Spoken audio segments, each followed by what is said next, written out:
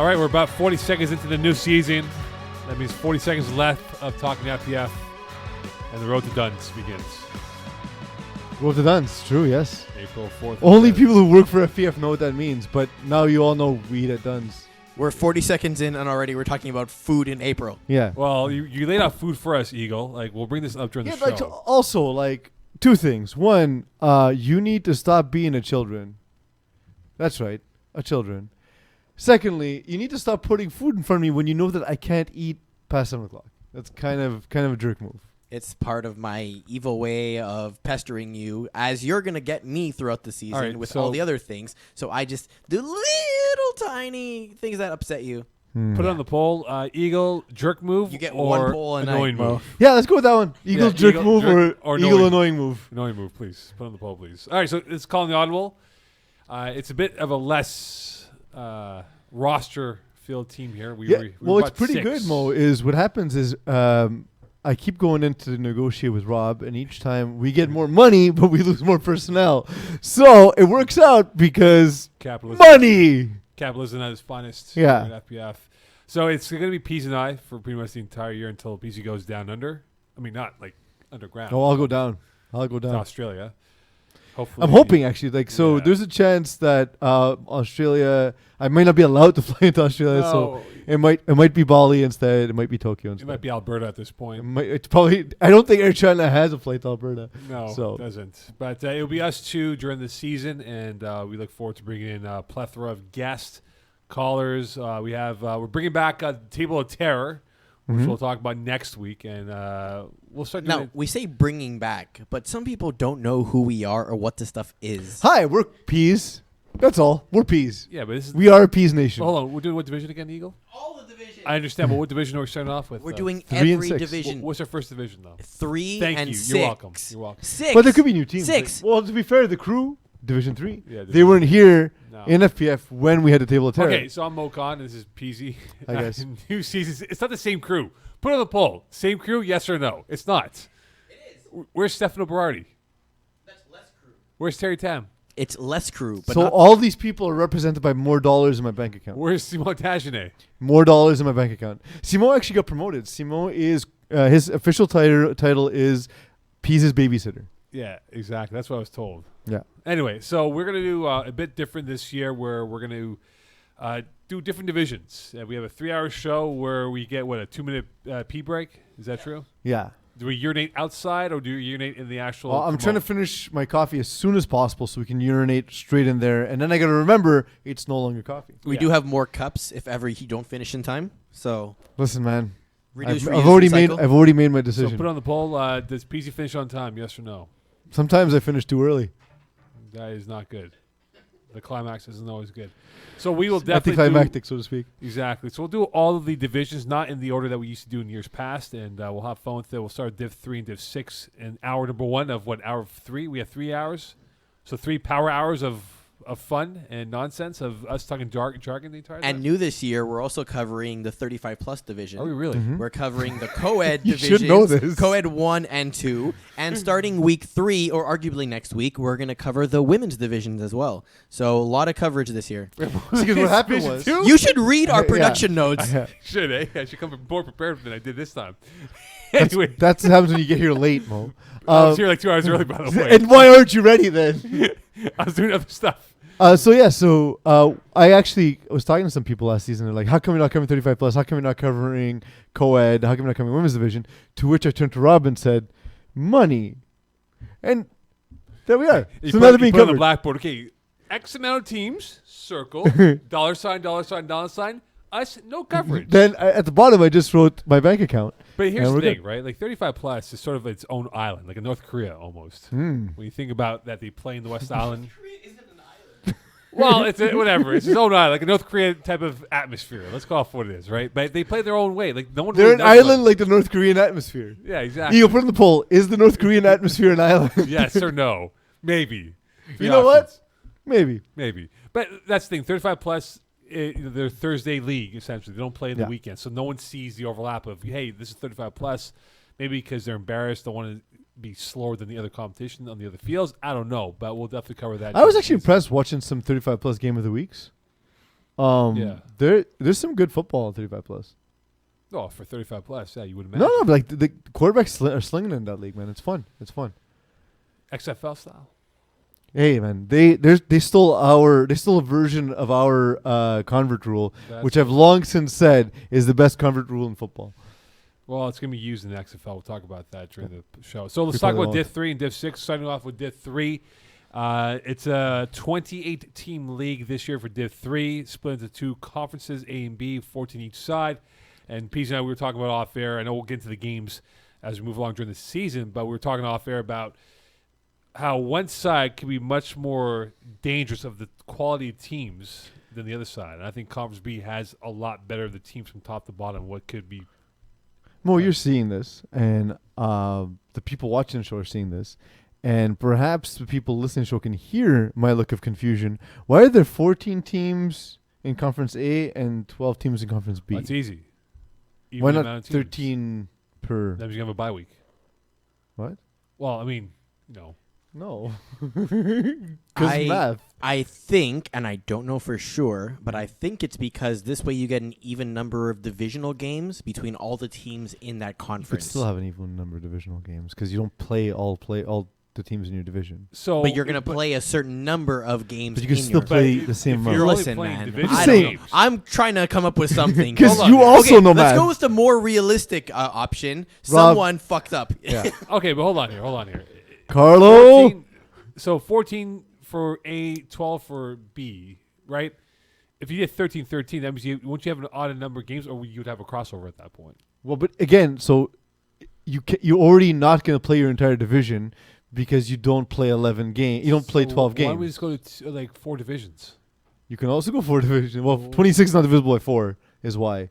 But 13 is exactly half of 26, so it could have been 13 and 13. And you don't play all the teams in your division anyway, so it doesn't matter that it's odd numbered. Okay, so obviously 12 more quality teams in my books. When you have the Bearskins, Jagerbomb, Brotherhood, Martin Leflag, La Brume, Keyport Lock, Commission, Le Malud, Lonzo Balls who lost, All Hooks who lost. I look at this division, I can say, if I had to pick my finals right now, maybe perhaps the Conference B would be the royal winner of the title this season in Div 3. I think so too. A lot of strong teams. I actually was at the Martin Laflag game against Les Malud. I thought, okay, well, Les Malud in my mind are the strongest team in the division, but this division looks strong, like Division 3 on the whole. And watching Martin Laflag was an absolute pleasure. It was sort of like a non-traditional game in that like lots of running, a lot of like runs from as the page loads slowly from Anthony Beauchamp-Freza. He got 2 scores on the ground, and one was just an absolute ridiculous run, Mo, where it looked like he was about to be deflagged 3 times, and then before you knew it, he escaped up the right sideline and was by himself by like 10 yards. Just everyone on Martin Laflag stopped running because they thought it was a dead play. It was not, and just went on to see Martin Laflag win the game. Well, despite allowing all that on the ground, as well as what Freza did in the air. I look at Bearskins, big win for them, 26-6, and I wonder now, like for this team here, will it come together where they are going to be bulldozing teams with ease? And we talk about the quarterback position has been okay. Not erratic, but it's been okay. Neil Ensign's been good at times, but he's had his moments where he's been a flounder and he's not been great. But when I look at the roster for the Bearskins, it's a pretty solid roster, and they can definitely control the narrative of perhaps being the best team in this conference with what they have on their side of the ball. They'll have Keyport Lock next week in the West Island, which will be a huge matchup. It might be the game of the week, who knows. But in terms of their roster, though, Peeze, I like how it's been built, and perhaps Vince Nardone, newly signed, extended Vince Nardone with the Montreal Alouettes. Announced today, months after the signing. Yeah. Coach Vince Nardone. And you wonder, like, this team, how it's been built and how it's been constructed, they have a good chance, I think. Well, it's the defense definitely is what allows this team to be truly competitive. I always said that Neil Ettinson needs a guy that can go up and just get balls for him. And that's what he's had with Sasha Papic in the past. Sasha Papic doesn't appear to be on the roster this season, so I'm kind of curious to see who's going to fill that role because they don't really have that kind of receiver from what I see. You know, Marco Bertoldi, incredibly effective at what he does in the intermediate area. Vince Nardone, definitely like a pocket knife on your team, does all sorts of stuff right. But there's not a guy who's just going to go up, win just on a fly down the field or just jump over a guy to catch a ball. So I'm curious to see in a game where they face true offensive firepower if Neil Edson can keep up score for score now without having that type of weapon that he likes to use. Now, they played on Wednesday in Laval, and yet I see games played 0 across the boards. Is there a reason why you go that they have no games played? Two things. So they played Wednesday. Today we're Thursday. So likely the stats weren't up in time for our aggregator to catch them. Or option 2, we have a bug in our system, and I wouldn't be surprised. Carlo, get this fixed. Not good. Not a good start to the year. I'm not hearing the soundboard. There is no soundboard. I thought we have a soundboard. No. You were staring at me, so I thought there was a sound. I figured there was a follow-up joke. I was waiting for you to say something, so I would say something. But I'm going to mute myself now. Okay. All right, so Jagerbomb, I know Peeze and I were discussing, do we go with a 5-second preview per team here? Look at Jagerbomb, and unorthodox, they always get off to that 1-3 start, 1-4 start, then they win the entire competition with the ease here. But look at Jagerbomb, and I do like their roster a lot. I think this is a team, even though they won in a slugfest over the Crew 12-7, I think this is a team that definitely has that experience that they can definitely win games. Ryan Caruth has been added to the roster. He did have a run with them a couple of seasons ago as their quarterback, and maybe he brings a bit of a different angle in terms of what he can bring as a football player. I mean, like, he's all swag, and he's backed it up at times here in his previous reincarnation as a quarterback. Yeah, it's possible. I like the low-key addition of Vincent Benjamin to this roster. Jagerbomb, to your point, Mo, they usually struggle early. Jagerbomb's offense wasn't up and running just yet. We see Simon Deschamps on the roster. I don't think he didn't play. But I don't think Ryan Caruth is the full-time starter. I think it was because of the absence of Simon Deschamps this week. Well, that's what it is, but I look at it from this perspective, if he's called upon it. I mean, he did have a good time with them when he played quarterback in the cameo appearance with them. But I mean, 11 to 25, 67 yards, 2 touchdowns. Well, it's the first game of the year, Peeze. Oh, I get it, but that's not, a great stat line. Like it's okay. Well, it's 6.7 yards per completion. Like how do you throw under 100 yards in FPF? I don't understand. Like I don't even understand how that happens. Ryan Caruth looks good throwing the football. What? He looks good throwing the football. Again, I mean, he's got the first I have said it every season. The first time I saw Ryan Caruth play, I thought this was a guy who was going to dominate Division 2. He then went on to struggle in Division 5. The guy's mechanics are perfect. The guy throws a beautiful ball. He also rifles balls sometimes where a guy is 3 feet in front of him, and it's like 100-mile-an-hour fastball in your face. He's like a modern-day Jeff George. Yeah. Well, Jeff George, the problem with Jeff George was he was intellectually challenged when it came to understanding the game of football. Great arm, but not a great brain. No. I would say Ryan Caruth is remarkably smarter than Jeff George. Perhaps he is. Yeah. He is a athletic therapist and stuff. But I think Jagerbomb, once they have their core intact, they can really make some noise in this. Well, because again, so for a long time, Jeff Dalloz is a stud receiver, right? Yeah. He absolute stud. And then nice little pieces like Gab Paquette, like we saw in this game, 4 catches. But adding Vincent Benjamin is nonsense. It gives them a different dynamic on offense. Yeah, the dude is amazing. I remember, again, we talked about last season we worked together, spring? Yeah, spring. In spring, I was sitting with Alex Holowak, who was inquiring, who's this guy, because he wanted to have him in Division 8. So, I mean, that's Vincent Benjamin's ceiling. He's an incredibly talented player. And you wonder how soon he'll be in Division 1. It's coming, because that cap is rising every single season that he plays. He's going to rise with it. He's going to crescendo up. He's going to have to. There's no other way about it, Like a Brotherhood, same roster, a couple of additions and subtractions for that team here. They came away with a win over Commission. I know it was a close one. Commission, as for those Red Brents Brockens article in the report, it was very close in the second half.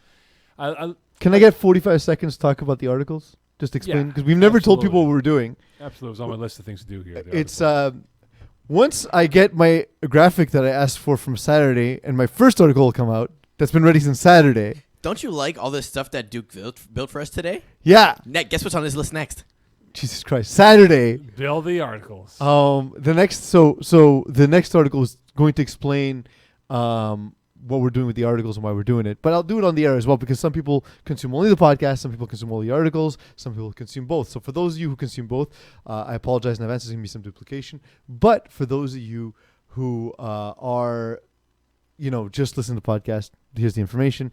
What we've done in the past is there was a divisional article. Every division had an article. So you're going to touch me with your arm. Maybe later, Mo. Maybe later. Oh, look at this. Good evening. What is this? Take a tour? I don't know. Go back to that. That was much better than what we were talking about.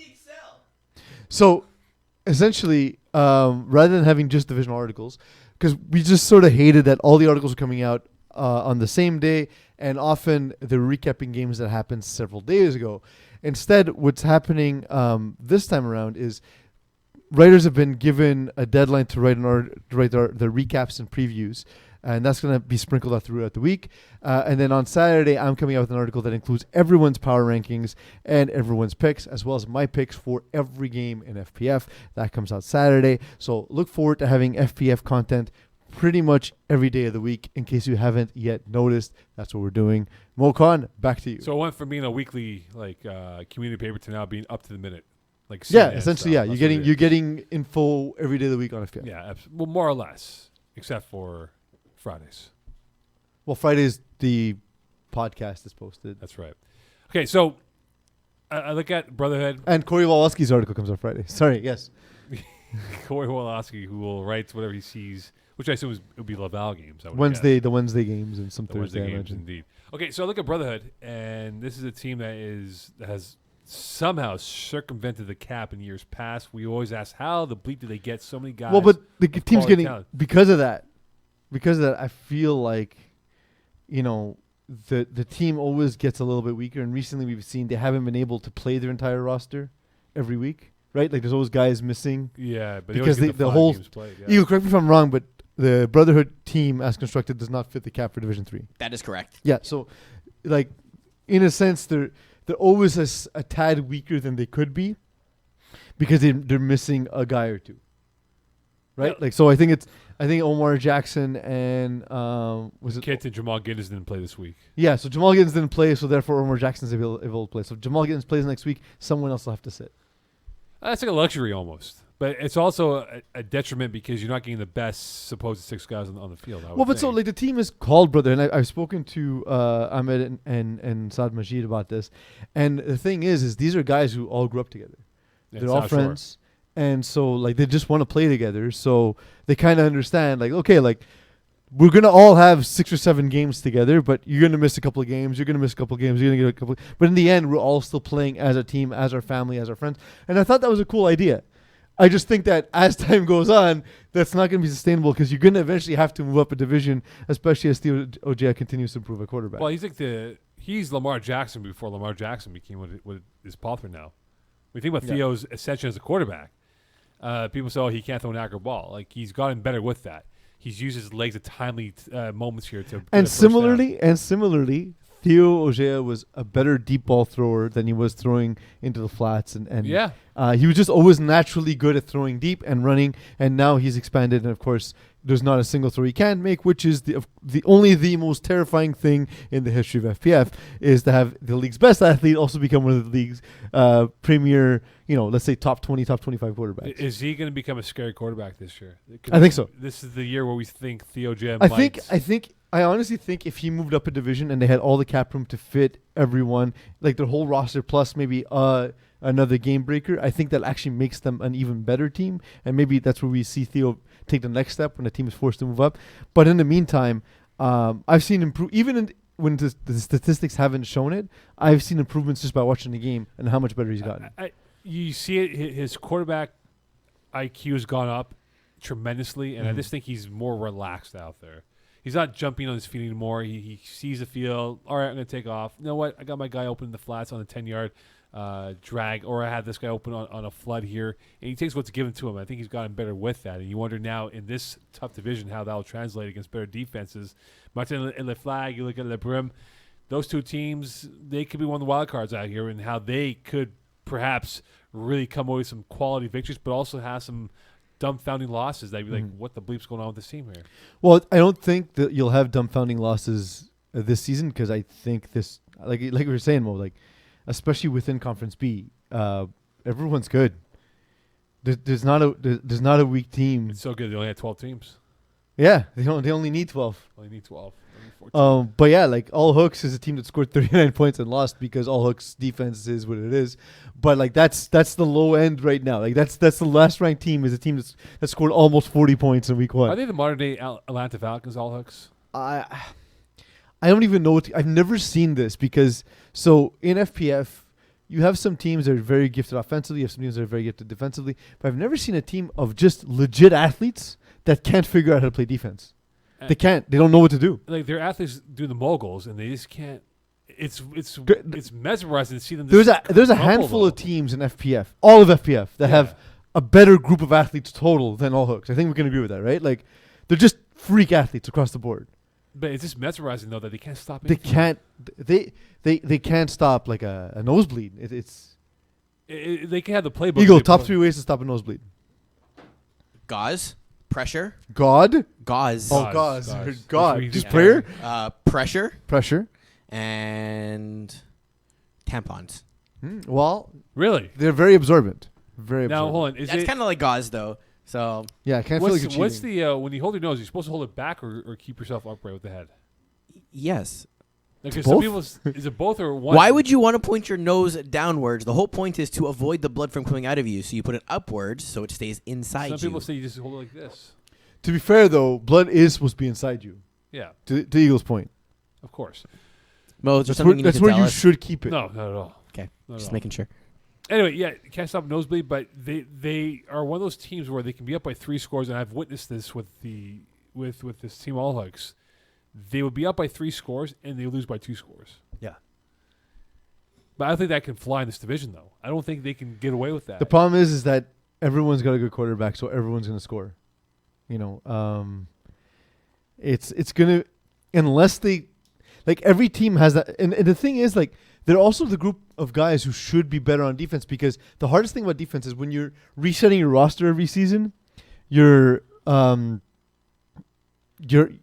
improve, because you're always having to introduce new guys, and every team calls the defense a little bit different. The assignments are a little bit different with different, defensive play callers, and what they expect you to do in certain situations differs. But when it comes to All Hooks, it's usually all the same guys. So you kind of feel like they're gonna have an aha moment at some point and turn the page and get better. Like it has to happen at some point. They're too talented. They're too good at football. They're too good for this to continue. At some point, they have to improve. Like, are they more likely to give up over 350 points this season? That means you're giving up. I mean, if you give me like 310, I'd say they're going to give up over 310. 350 is hard to give up, but let's put it this way: if any team is going to give up 350 points this season, it will be All Hooks, and I can see them giving up 350 points and ending up 5-5. And make the playoffs. And make the playoffs. And go to the conference finals and lose to like the commissioner or something. Yeah. But I look at this and I say, as talented as they can be, they're also the greatest downfall that they just can't stop a beach ball on defense when it's called upon. Listen, man, you can't stop the party. No, you can't. Pitbull told us that. So, what about Keyport Lock? They are a team that Jeff Rosenblatt spoke to him during the Fall Cup, and he thought, you know what, if we have our team together, we can make some noise here. And we look at this current roster of what they have. I love the addition of Anthony Breezeball if he does play.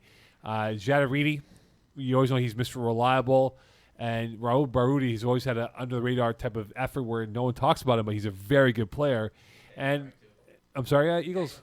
Dan Farag as well. I mean, this is a team that has had such symmetry of... Mike Kazaka, let's not forget about him, too. He was very strong, especially in like Div 5, Div D. And this is a team that's had so much symmetry of being so familiar with each other that they have not had too much turnover of faces of like, okay, we have to bring this guy in and get him more comfortable. These guys know it's almost second nature for them and how they are as a football team. Yeah. No, it's and I've often made fun of their offense, but to be honest, Jeff Rosenblatt has improved his repertoire of throws. He's improved his play calling and his concepts. His biggest issue is when things don't go well, Jeff Rosenblatt's worst enemy is Jeff Rosenblatt. It just sort of self-destructs. But if he gets up, the way he plays when he plays with confidence is out of this world. He has that streak in him where he can put up, as we've witnessed, over 300 yards passing, and then he'll have one of those 110-yard days. You're like, whoa, whoa, whoa. Just like the law of averages where it's just evening out for him. No, it's just if he throws an interception early or let's say like you get the ball first and you score, and then he throws a pick and you score again, and he's just, he's run like 3 or 4 plays and there's 3 minutes left in the first half. That's the game he struggles in. Yes, you go. We do have breaking news from Patrick Zazon saying it's nose down. You don't want to create a blood clot inside your body. That's true. So you you want blood inside your body. You want blood clots outside your body. So the nurse said nose down. So that means we're like looking down or keeping you. We need like a physical description. Let's wait another 30 seconds and see what he says. Tell him to send like a FaceTime or Facebook picture of what do we have? A diagram, please.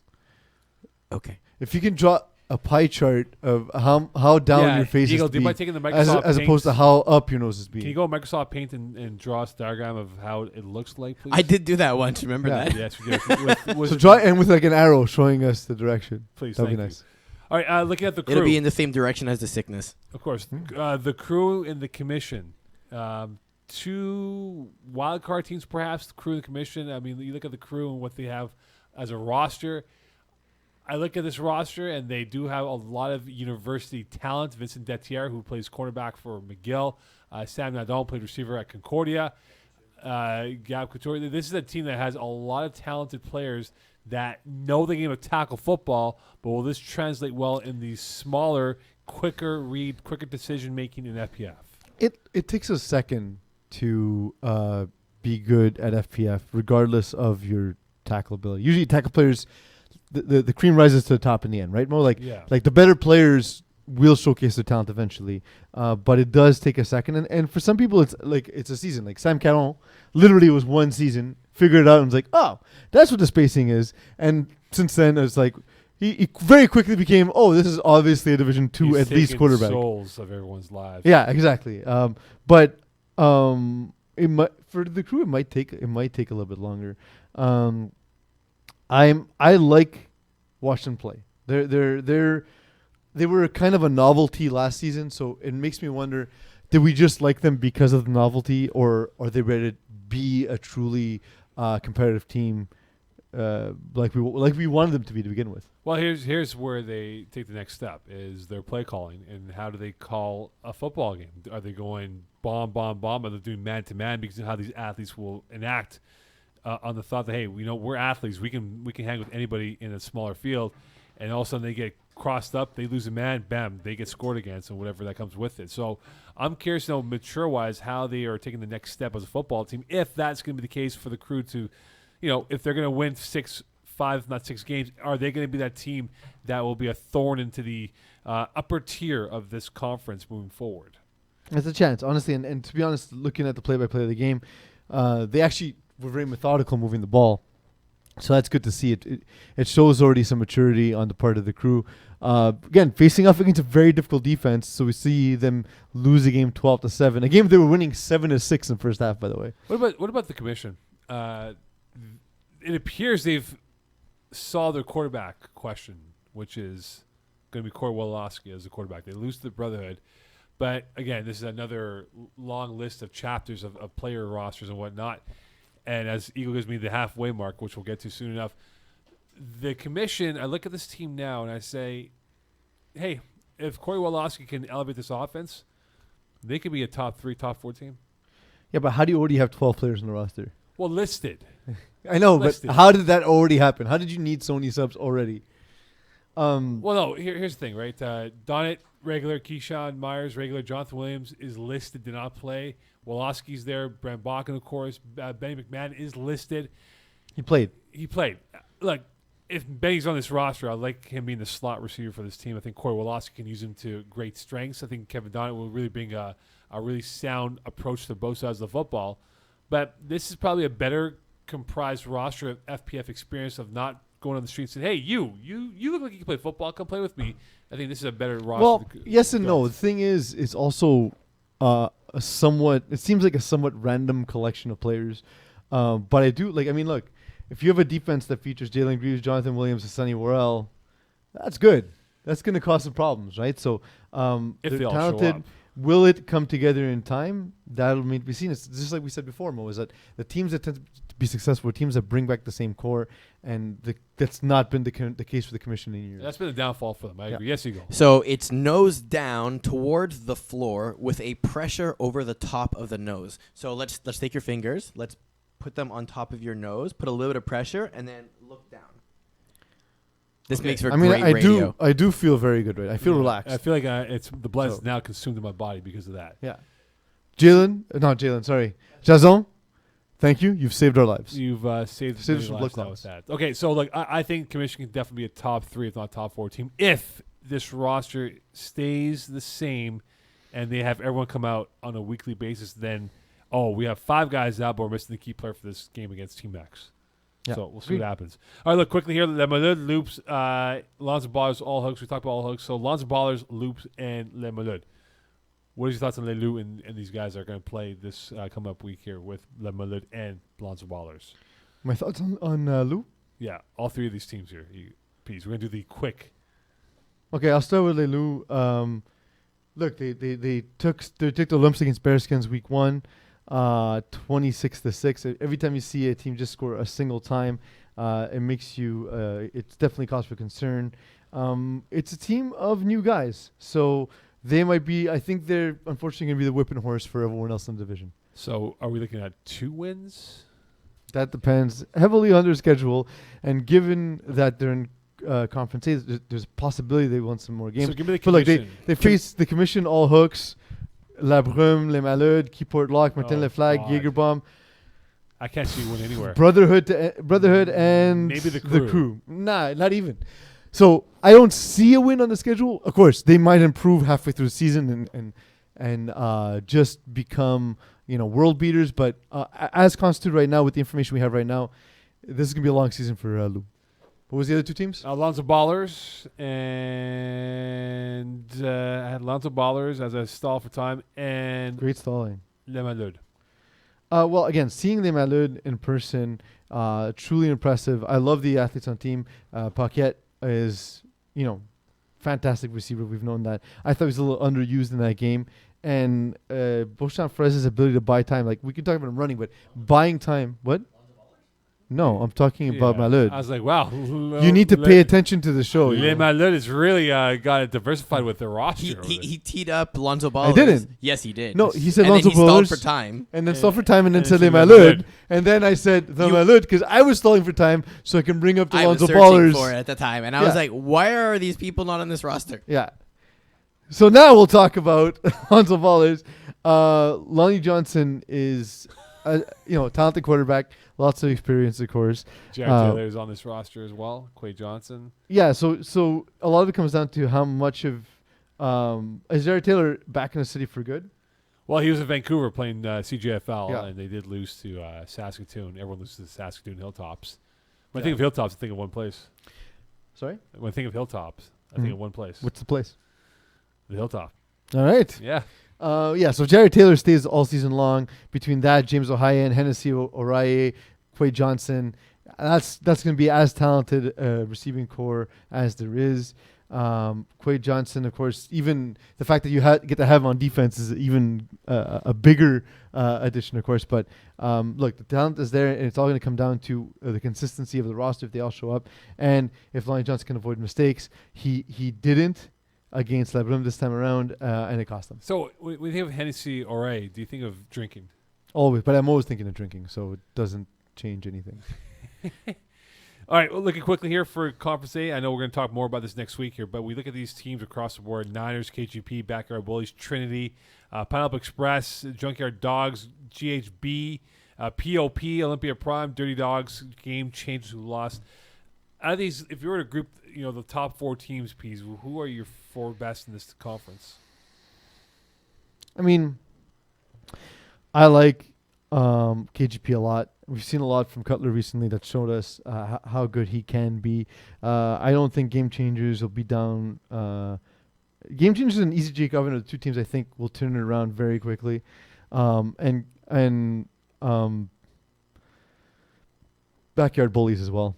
Those are my top 4, I guess. But I wonder for Bullies, when you look at this team and the infighting that goes on a weekly basis. But that's just the boys being the boys. Yeah, but it's funny drama though when you see Backyard Bullies and how they act with each other in terms of their attitude. But I mean, this is a team that I look at. They had a close game, and I spoke to Derek Fontana about. They had a close game, and I look at the Backyard Bullies and how they're built of the roster. I know Richie Humes is back on this roster, and he's slowly getting himself back into football shape, being off with his injury.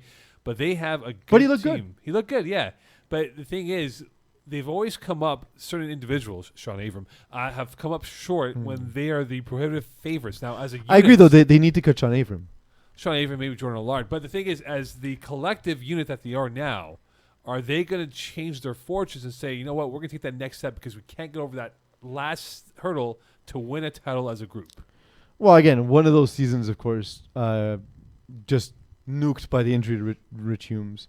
I think Rich Humes is learning to move, after his surgery, learning to be more of himself again. They add Kevin Marshall, which is a low-key, big-time addition.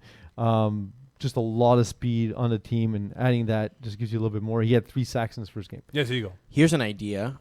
Rich Humes doesn't need to play QB on this team if he doesn't want to. Jordan Allard can technically take over, and then he has Humes as a receiver all year. So who's better? What's the better duo? Humes quarterback, Allard receiver, or vice versa? I mean, it's so hard to guard Jordan Allard as a receiver, though. The size just makes it. And again, it's the fact that they have Jordan Allard as a receiver, along with Derek Fontana, along with the ability to use Kevin Marshall, if so inclined, in his speed, Vinny Galano as well, Jonathan McQueen. It's stacked. It's stacked top to bottom, right? So I think this is probably the best use of their players. And I don't think there's a world of difference between Jordan Allard and Rich Humes at quarterback. I just think that what Jordan Allard gives you at receiver is just absolutely nasty. It's better offer of the menu what Jordan Allard has as a receiver than as a quarterback. I meant to say Junkyard Dogs as well. That's the team that I was referring to, not Backyard Bulls, that they've had so much infighting, right? And we've seen it, and I saw it in the Fall Cup with your boy, Roy Sumerjan. My dude, we're so late. Can we switch to Division 6? I know. But hey, I know. You keep bringing up more Division 3 topics. Hey, we got to talk more about today. This is. Don't worry, we'll get to Division 6 soon. Don't worry. We have 22 minutes for Division 6. Don't worry about that. Maybe 20, maybe 15 minutes for Division 6. But quick here, Junkyard Dogs and their roster, what they can do. They have the roster in place, but are they going to be focused enough to not get into each other's throats and kill each other? One word answer? No. Perfect. All right, Division 6. We'll talk more about Junkyard Dogs next week. All right, Division 6, because we have so many teams to go through. Yeah, right. That's kind of my point. I know. 6D, by the way. I know. This clock's killing me here. Okay, so Div 6 and 6D here. I wonder who's in control of that. I know. Look, right here, it's right in front of me. All right. Okay, 6D. I saw the game yesterday. Fine. Oh, we'll go 6. Want to go 6? No, I did already. Are you sure? All right, 60. Okay, the game that I saw, 89.9ers. They played yesterday. They got outclassed in their loss to the Studs. And the thing is, I know you're new to 6D here, but guys who are playing 6D, just remind yourself this: no pockets in your shorts. Yeah. Well, they didn't. They didn't know. They should have known because an email was sent out to all captains. That said, considering they obviously didn't read the email, they didn't know. No, but not one but two were caught in the same play. Well, but if the team doesn't know, it could have been all the entire team, right? Like if they don't know, they don't know. So it is what it is, and hopefully they'll improve. I got to see a little bit of Buccaneers against replacements, and Buccaneers are a team that look very athletic, but look very much that they don't truly understand the game. At one point, I believe it was Frank Colatrella. Yeah, he avoided a sack, but as he was running by himself, the flag came out. So play is not yet blown dead because it just coincidentally fell out. So the rusher just stopped running and then started freaking at the ref like, "Hey, ref, what the hell? His flag's off." And the ref's like, "You just got to touch him." And like that's, they're going to have to learn the game a little bit. So to be clear, you don't go pick the flag up off the floor and say I sacked him. Well, you can. The It Jason won't result in a Armenti, sack. The Jason Armenti move. Jason Armenti was in this game, by the way. And for those that know, Jason Armenti one time in a hard division, flag came off. He picked it up, sack the guy, touch him, and he didn't touch the quarterback. Yeah. And a player who will not be named on this podcast scored 2 touchdowns this game for replacement, so that was cool to see. But Buccaneers, I think, while they lack FPF knowledge and experience, I think they're going to show that they're gonna win some games just based on speed because they're a quick group. They look like just a group of East End or Laval soccer players. Okay, what about Zone 6 ballers? Is that 6B, baby? Are they a team to be bleeped with or no? I mean, it depends. Like, so you're saying like after romantic dinner you take them home because you really believe that they could be the ones? You think you have a sure shot like that, then yes. Yeah, if you think you can close the deal after one date, yes, go for it. Yeah. And create awkwardness the next day. Okay, I'm a big fan. That said, they took on Mountain Goats. Mountain Goats yet to win their first game in FPF so far in their second Peeze, season. If you hold your head like that straight, it looks like you have a gun pointed towards your head. Oh, now I'm terrified. Like, see, you got the.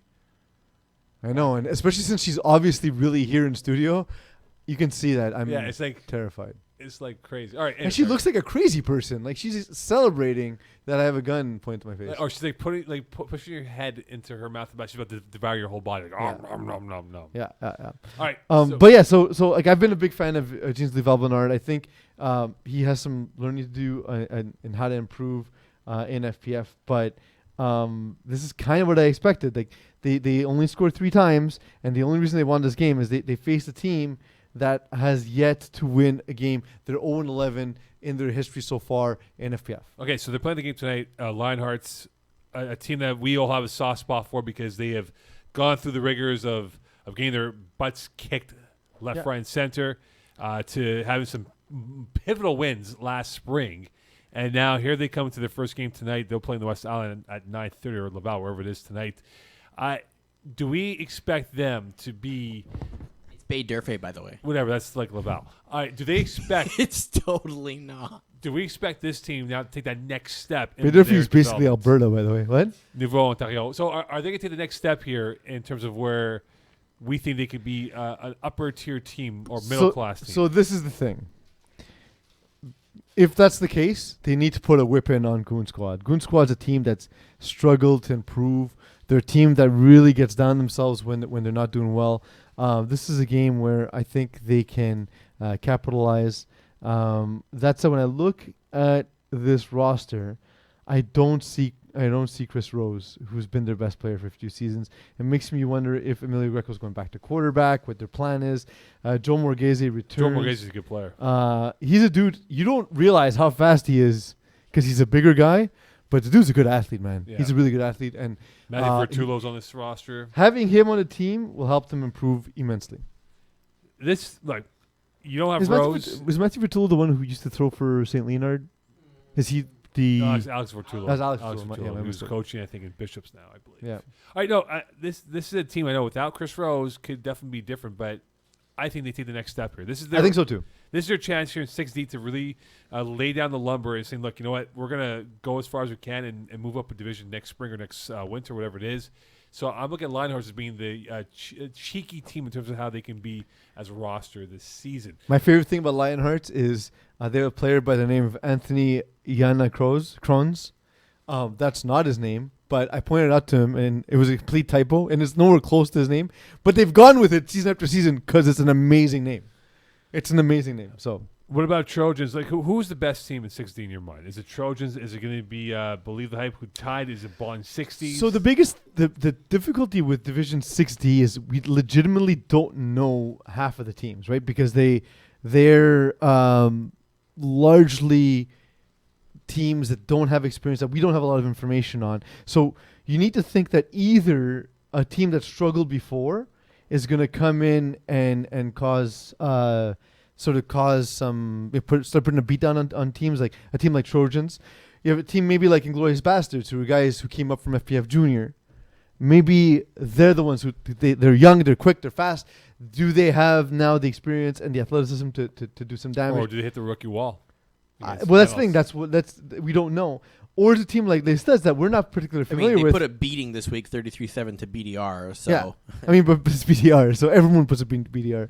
But what about Tropic Thunder with Emery Sajir and those guys? They're well, that's the thing with Tropic Thunder. The question's always been whether or not we'll see an improvement from quarterback. As he's trying to buy time with Tropic Thunder here.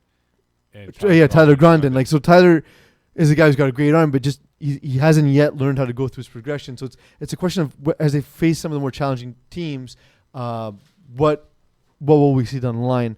The other thing is a team like Les Studs. That's the other side of it. It's a team that is completely unfamiliar to us. It's a team of everyone's rated 55. We don't know anything about these guys. They might actually be absolute studs. They weren't bad. They I mean, like, they're playing 89.9ers. 47-7. Yeah, but they played here for the beer. We got what? We got GOT. What the fuck's GOT? We don't W. do game of the week. Don't. We don't do games of the week. All right, no problem. What? You can say it on there. Don't do games of the week. Don't do games of the week. Do the games of the week? Don't do games of the week. Okay, do games of the week. All right, I think the Studs. Oh! hey! The segment, not the FPF product, games of the week. All right. Studs. It's very confused. I thought they looked impressive yesterday because they gave a first series touchdown to 89.9ers. I was like, okay, maybe this might be the Team Purple's day. But Studs over here, they didn't play 89.9ers though. Yeah, they played against here for the beer. No, we're talking about here in 6D. I was talking about Les Studs against here for the beer. Yeah, I'm about the Studs over here in 6D. I'm in 6D. Les Studs played here for the beer. They won 47-7. Oh no! Wait a minute! No. My guy. I'm sorry. I beg your pardon. I'm staring at the game sheet. I know. I apologize. I meant to say. One, right? Yeah, the one that's on the screen in front of us. Trojans. I meant to say Trojans, not Studs. Yeah. Trojans are a team because we're talking about the division. I think Trojans in that look, they gave up an opening draft. Would you transition because we're talking about the division? Aren't we always talking about the division we're talking about? In terms of the conference. All right. But I look at Trojans and I see this team. They gave up an early touchdown here, but they figured it out afterwards. They didn't go man to man. That's the thing. They didn't go man to man. They actually played concepts of defense where they played cover 2, cover 3, and they actually were able to put a handcuff on the 89.9ers. And I thought, look, if they can continue to grow, and the best part was one of the players had to correct the referee saying, hey, you can't do 2 forward passes and do a backwards pass and go forward with the pass. And the referee was like, yeah, you're right. Penalty. Hey, you know what? Hats off to the ref who put his ego aside and was like, yeah, it's the wrong call. Yeah. I have a question for you, Mo. Yes. I forgot your name. I was about to call you Mo. Diablos have Michael DeGear back at quarterback. Michael DeGear, of course, being coached up by François Martin. But to me, it seems like it's time that he gets advice from somebody else. Yeah, but you're not going to deviate from the guy that you've been mentored by. But the thing is François Martin, as much as I love to bust his chops, he gets away with a lot of things by having an absolute rocket of an arm, right? But not everyone has that arm. Michael DeGear doesn't have that arm, and we see 5 interceptions in a game. Like he's not able to read the concepts that's being given to him by François Martin, and he doesn't have the arm to get away with it. But it's that old adage of the great athlete who's a coach that sees it differently from that guy learning that position. And I think that's what's happened with DeGear. And look, that roster, Andrew April, who's been a terror in Division 6 and 6D, now on the roster. It's not a bad team in terms of what they've comprised of receivers, of ball catchers. But the question is, and you bring up the point, I know you want to have his head chopped off here. The thing is like. But what are you gonna do? You're gonna just blow up the offense and build your own different offense. You need to build an offense around the guy who's throwing the ball, right? I don't think that's ridiculous. So you're saying it's like you like to use NFL comparisons, right, Mo? That's your thing. So a CFL, CFL, like that's a thing. For years, Harbaugh coached Joe Flacco, right? Is there a more different John human? Harbaugh, yes. Is there a more different? Yeah, I always confuse him, so I just always go with Harbaugh.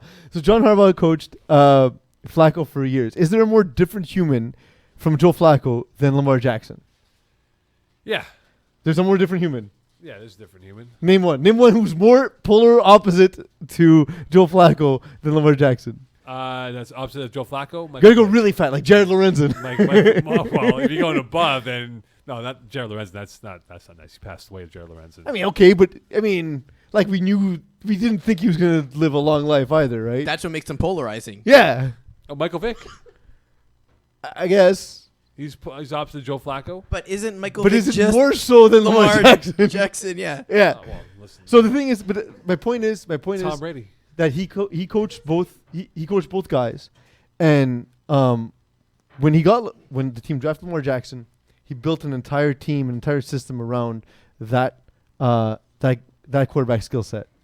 So that's obviously the right way to do things. Because if you're forcing a guy to do things he can't do, what's the point? But does he see it differently though? Does DeGuerre see it differently? Yes, he does.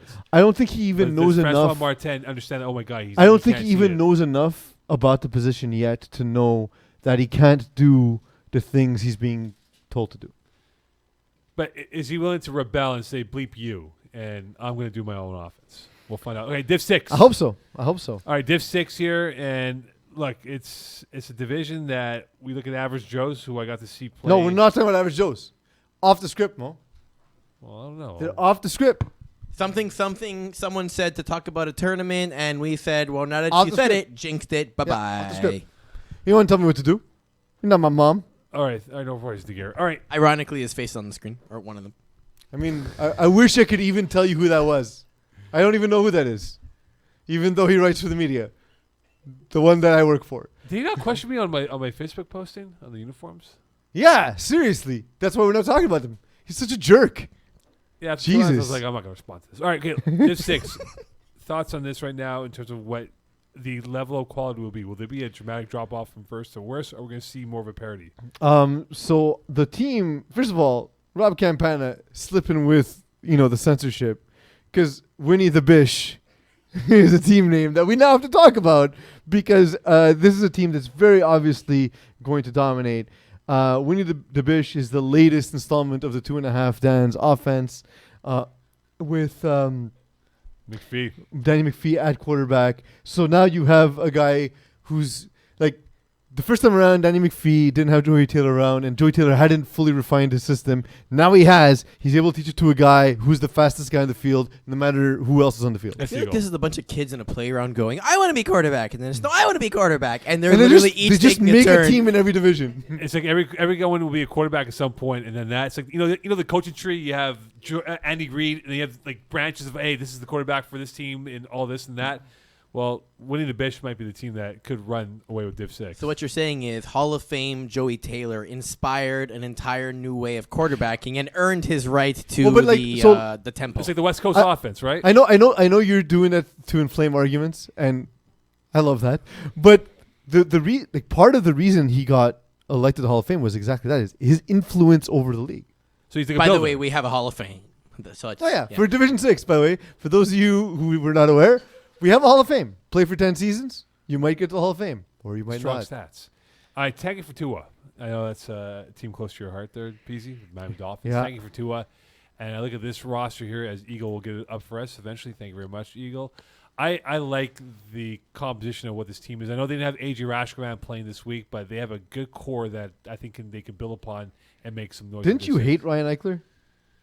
I did for like 2 minutes. Okay. Like 2 minutes. But then I was like, no, the guy's a good player. Good So you're fickle and you might hate him again. No, I won't hate him again. No. Schedule, please, for tagging for Tua, please.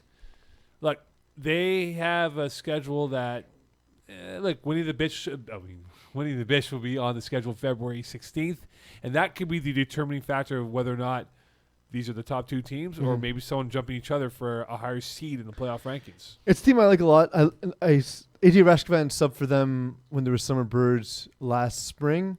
I believe he played one game and caught 3 touchdowns or something like that. I'm probably wrong. Whatever. He had a good game. Leave me alone. The thing is, he's on the team. Noah Groper's on the team. Groper's good, man. If these guys are on the team full time, you're going to see a massive improvement from Ryan Eichler, because I don't think he was bad to begin with, but now giving him proper weapons, I think is going to be absolutely key. He has missiles now than coming in with a spoon in a fight. Like, he can just blow up defenses with what he has on offense now. Like, this is a better built team than before. And if you said before, if all these guys show up, they could probably put up 40 bombs or 40 points per game if they desire to play that level of football. Yeah, absolutely. A team I'm surprised by, and I think it might be a forfeit, which I'm going to confirm more in a second. Or no, it wasn't a forfeit. We need the bitch actually beat Trailer Park Boys 30-0. No, it's a forfeit. It's forfeit, yeah. There was the whole issue of what the timing was it for that game, or No, that was for unknown talent. Trailer Park Yes. Boys dressed someone they shouldn't have, and then they went over cap. But either way, they would have lost the game. yeah, for sure. But to be honest, There's a cap, by the way, for Yeah. Division 6 teams. pay attention. you know what you're doing. All right, But the thing is, that's a team who I expect to be very good. Antoine has improved a lot. He had a rough outing to start the season, but they're a team that they went up against who I think are the Division 4 runners right away in the first game. So I expect Trailer Park Boys to be one of the top teams in the what about division. pension plan? So how is it I can't throw Division 6 anymore, but Vince Pisano's allowed? Old man age, I guess. That's what it is. Yeah, no, it's crooked ass cap, Eagle. It is what you call corruption. at its Crooked finest. ass cap. But look at this roster, though. Yeah. Like D'Onofrio, you got Junior Sparrow on this roster. I've heard Junior Sparrow is not going to play. He probably won't play much of the season, if at all. You kidding me?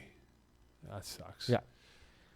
Hope he's back soon, but it doesn't. I've heard from a few players on pension plan he won't be playing. Anthony Sejo. I mean, Yeah, just Anthony Siege alone though in Division 6 is like he's gonna just tear it up with his muscles. Like he's gonna Yeah. ram through all these guys, and maybe they should be a higher division. I'm not too sure, but like this is a great opportunity for well, them. but like so also McDowell is a very good team. So this was actually a really good Week 1 game between two Division 6 teams. I think Pension Plan's dogging it a little bit. Vince Pisano to me is too good to be playing in Division 6. Although a little bit of a tough start. Didn't play this fall, maybe a little rusty.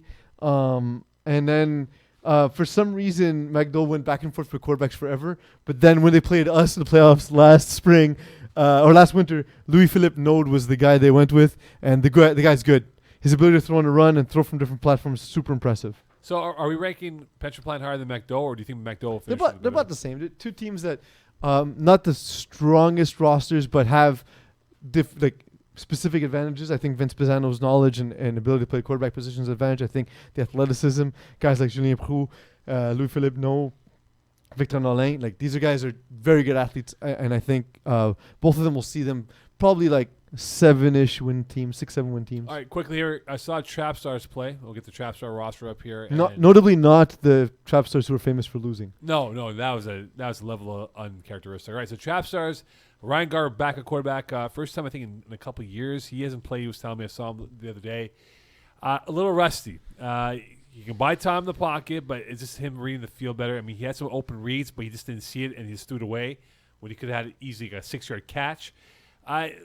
They showed some talent, but I just think it's going to take them, 3 or 4 games to get themselves into rhythm. But I wonder if that might be too late to get themselves a higher seed. So I think it's important for them to at least get a couple wins before. Like Lambus Pajamas they'll have next week, which is not an easy game for them.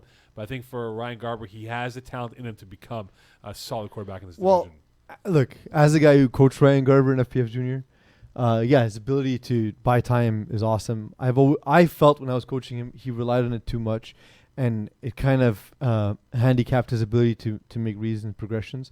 And I'm saying that given the fact that when I coached him, he put up nonsense numbers, right? Yeah, absolutely. But I thought he could have been even better than that's what I'm saying. Right. And I think this is a chance and opportunity for him to really step it up. David Giroux, Kyle Oberfeld, really, really good players. I like this team a lot, and I think this is a good group of guys for Ryan Garber to improve with. But look, they got 4 interceptions on Phil Osan. They need to win that game. You can't get 4 interceptions on the quarterback and lose 19-8. Kings of the North have the very cool uniforms. They look like the North. Yeah, they were playing same time as us, so I didn't get to see much of the game. Uniforms. But I think they might have the best uniforms in FPF. Did you see the Hot Sauce Vice uniforms? I've yet to see that. They're beautiful. I'm looking forward to seeing that soon enough. All right, I know we're at the deadline of the show here because Eagle is telling me we have to speed it up here. And next we have Division 1 and 2, Division 4, which is A and B, and 35 plus, Mo. You ready? There's no games yet because they're playing right now. I know. So you're going to dance. And break.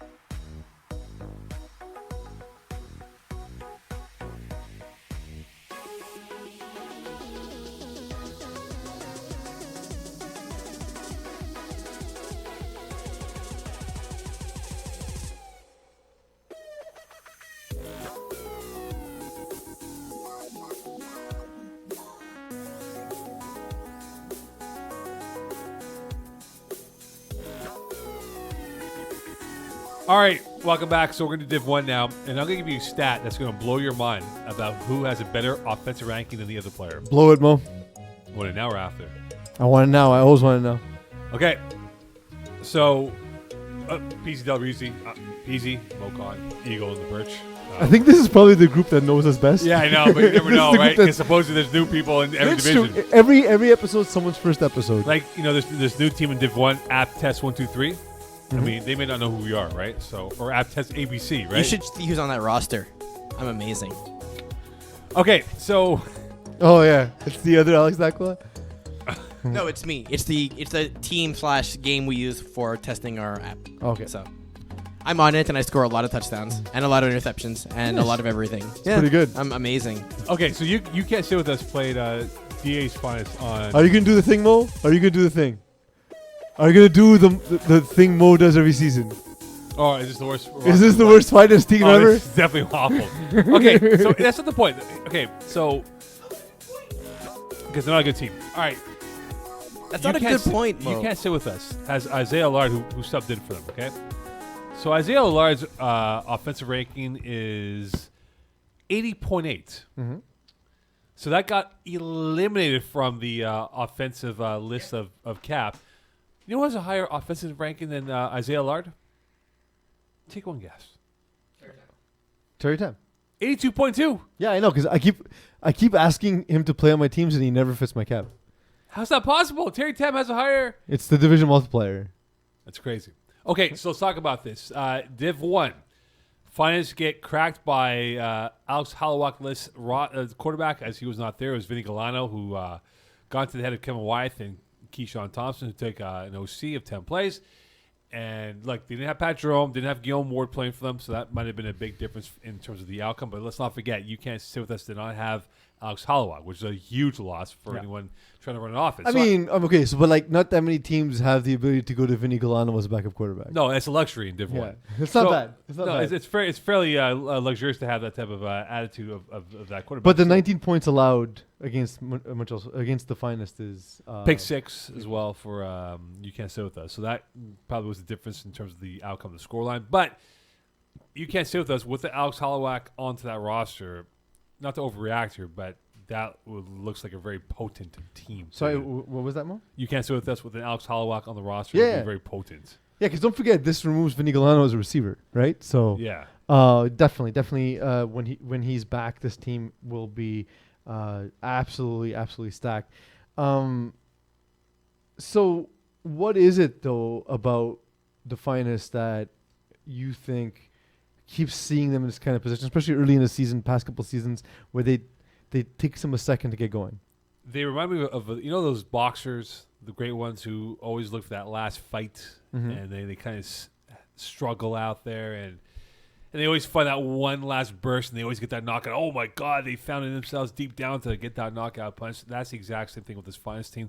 They reminded me of the Patriots on Saturday, where no one could get open receiver wise. Didn't have the over-the-top speed to work with. Kadeem Pierre was there, but Micah Sari as well was there. But those are guys that are not familiar to the rotation of what Kevin Wyeth wants from his receivers. And I think Pat Jerome and Guillaume Ward would have made a difference to Peeze. But I just think right now, even with those guys on the team, and I think I was talking to Terry Town about this, or Dan Lazar, one of those two guys, I think they might struggle to get 6 wins. Yeah. I think 6 is probably their ceiling right now. Unless they are going to have everyone there, then maybe I see 7, if not 8 wins. But I think 6 would be their realistic goal for them. It's possible. The thing is, it's hard to discount them because I kind of expected it to follow suit with past couple seasons where, again, it takes a second for it to all come together. But so I've been saying for a while that teams in Division 1 need to start looking elsewhere for talent other than relying on the same guys, because guys get older and there's new talent that appears in FPF constantly. Right. And when they added Antoine Dassault-Leclerc a couple of years ago, I was like, this is the start. This is the Finest. He was playing at Concordia. Mike Harrington recruited him. Was that Laval? I thought it was. Check that out, Eagle, please. Look it up. I thought it was when he was at Connu. It might be Laval though. Yeah, I called this game on Laval. But anyway, so he recruited him, He's a guy who was playing in Division 6 at the time, and I said, okay, well, Yeah. that's it. That's the understanding of like athletes can be anywhere in FPF. You need to be Laval, willing to thank look you. for them. Was Laval? My mistake. So all that to say, isn't the time to start looking to the fountain in the youth? But I don't know if they have the resources. I don't know if they know enough younger players. I mean, It's sort of that you there's- grow- it's every time ageism. if you go to the field an hour early and stay an hour late, right? Or not even the full hour, like just a few minutes into the game before you, a few minutes into the game after you, you've had a chance to see, per hour we have 3 games going on. We have six teams on the field, right? But I don't think anyone knows who they are, and they don't know anyone else but themselves. You get my point? Like, hey, people go, hey, that's Peeze. Hey, Peeze, I love your podcast. No, that's fine. But I'm saying, but if you watch the game and you see a guy who just is a freak athlete, and you can work him in to start him in as your like 5th receiver or 4th receiver. Like, look, they had brought in Chris Miard at one point when Chris Miard was an unknown quantity. But there's right? also like a bad breakup too, right? They I understand, kind of but like to me that was the start of something, and they never continued that. Then they just go back to the guys they're more familiar with, and we see the Pilons are no longer there. We see Chris Miard is no longer there. Well, McLean wasn't a fine, but the yeah. Kevin Wyeth connection, right? Exactly, and like again, they bring what's his name? They bring back Matt Kerouac, but that's not like Matt's a very talented player, but it's not that over like super top end talent that they really He's need. not the cough syrup that's going to help with their cough. Hmm. But look, I look at Or addiction to cough syrup. Yeah, for sure, which could be very addictive. All right, Seriously, Matt, you got to kick that. I look at STL. Do we see this team struggle because maybe the comfort level of adapting to Div 1 might take them a few weeks? They scored 38 points in week 1. I know, but Dylan Taylor, is this Dylan Taylor's first game in Div 1? Back-to-back losses to Braves. If you think of the That's fall true. championship That's true. in Tier 1. True. So like, look, they faced off against Braves, and look, we talked no about shame to lose to the Braves. by the way. but we talk about the thing we just talked about, right? So Jared Taylor, who's not played higher than Division 4 before. I guess he played Division 2 he played Div with or Div A with Braves. Dan Lazara. Braves as well, They brought up Nick Lassard. which is Right? a very good acquisition. A huge acquisition, and it doesn't even hurt your cap. Sean Steen is on the roster. I mean, there's interesting. I don't know if they'll all work, but there's interesting acquisitions where they're at least trying to stay above the curve, right? It's something that'll give them a spark to compete in Division 1. And I don't want to even say they'll struggle to compete because they lost by 10 points to likely the best team in the division. And Ryan Perry, let's not forget about him. And Ryan Perry as well. Like it's a good team top to bottom. I'm Jordan excited. McLaren I'm excited too. for STL in this division. I think. Okay, here's a good question for you. This should be the poll question. Who do you want to avoid throwing the football to when STL's on defense? Jamie Ojea, Jordan McLaren, or Theo Ojea? All. Can you throw it out of bounds? like if if they're playing cover 3, or they're playing 3 deep, there's no way you can throw deep against those guys. It's impossible. yeah. Like they're gonna go through like the stratosphere to get that football. And it also allows them a lot of flexibility in terms of like it allows some of those luxury, freak right? athletes to be able to patrol in the flats and really like bait quarterbacks into throwing. Because if a lot of times if you can bait an interception in the flats, it's a pick 6, right? So they're a defense that can put points on the board as well as score 'em. As avoid scores. So I realize that it's not a minute and 10 seconds in, and we're about an hour and 10. I'm like, wow, this is a really long time. We've been talking about SDL for only a minute. All right, Division 2. We look at this division in terms of the overall outlook. I see that Taco Tuesday, who I got to watch play on Monday, even though they are a Tuesday-based team here. We get the roster up here, Eagle, if you don't mind for me, please. What does a Tuesday be? Oh, because Taco Tuesday. Yeah, the whole LeBron James Taco Tuesday. I like this roster. It's going to take. I think it's going to take them a couple weeks to get themselves immersed with each other rapport-wise. They're all individually talented players, and they had a feisty fight with Killer Bees, who even lost by 20 points here. It was close in the first half. Bees were keeping score for score, but they just couldn't convert in the second half, and why they lost to Taco Tuesday. But I do like Taco Tuesday a lot. It's funny because the moment you said Taco Tuesday, the first thought I had was, but Dan can't throw in Div 2. Whose roster is I this? know. We do miss Dan Tacos Lazara. playing in FPF. Well, he's a scorekeeper, man. Field too. You can catch I him know. I every was Monday, talking with him yesterday. Monday nights. No regard. This is I don't want to overstep my bounds here with no regard, and I will now.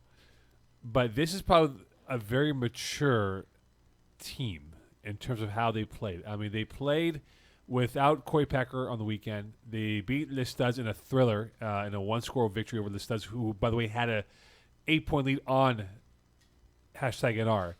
But the maturity came through where No Regard did not fold under pressure. They kept with their game plan, made a stop on defense, got it back, scored, and essentially won by 2. This was a great football game between two excellent Div 2 teams in this division. Well, look, can we say by looking at this roster, okay, we know Fred Dupree was thrown instead of Corey Pecker. Yes. So let's not look at the quarterback position. But if we look at now they have their core of Jordan Moses, Travis Moses, Kendall Myers, right? That's right. The original long core. since been the best players on that team from when they first started, right? Yes. Then they have Jermaine Parrish. They have Quade Johnson. Who replaces Michael Paul Sauer Pierre, in the lineup. Patrick Jason, who's underrated for how talented he is. He had a huge play for them on the weekend. So they have guys that have come up and understand the game. And I think this is a much more So that's the thing team. Is this safe to say this is the best roster #NR has ever had? I think it is. I think this is a more balanced roster where I don't think they're going to have that angst of, oh, my God, is so-and-so going to show up, or is it going to be 6 guys and we figure out, hey, these are our best 6, go with it. This is a team, and I'm not too sure if Jeremy Anderson is going to play for them or not. I'm not too sure. But this is but I mean, like, Jeremy Anderson doesn't hurt. That's just gravy at that point, right? Yeah, like, that's just the added dressing to the salad. But I think this is a team now. You have salad without dressing? Yeah, I don't have dressing with my salad. Once in a while. We'll go to Duns, we do. But I look at this team now. Quay Johnson. Is that even a salad, or is that just you just eat lettuce?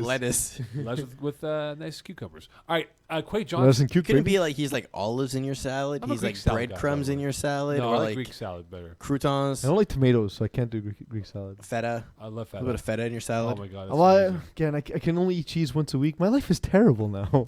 By choice. I love Not by choice, by not wanting to die soon. Choice. I guess that's a choice.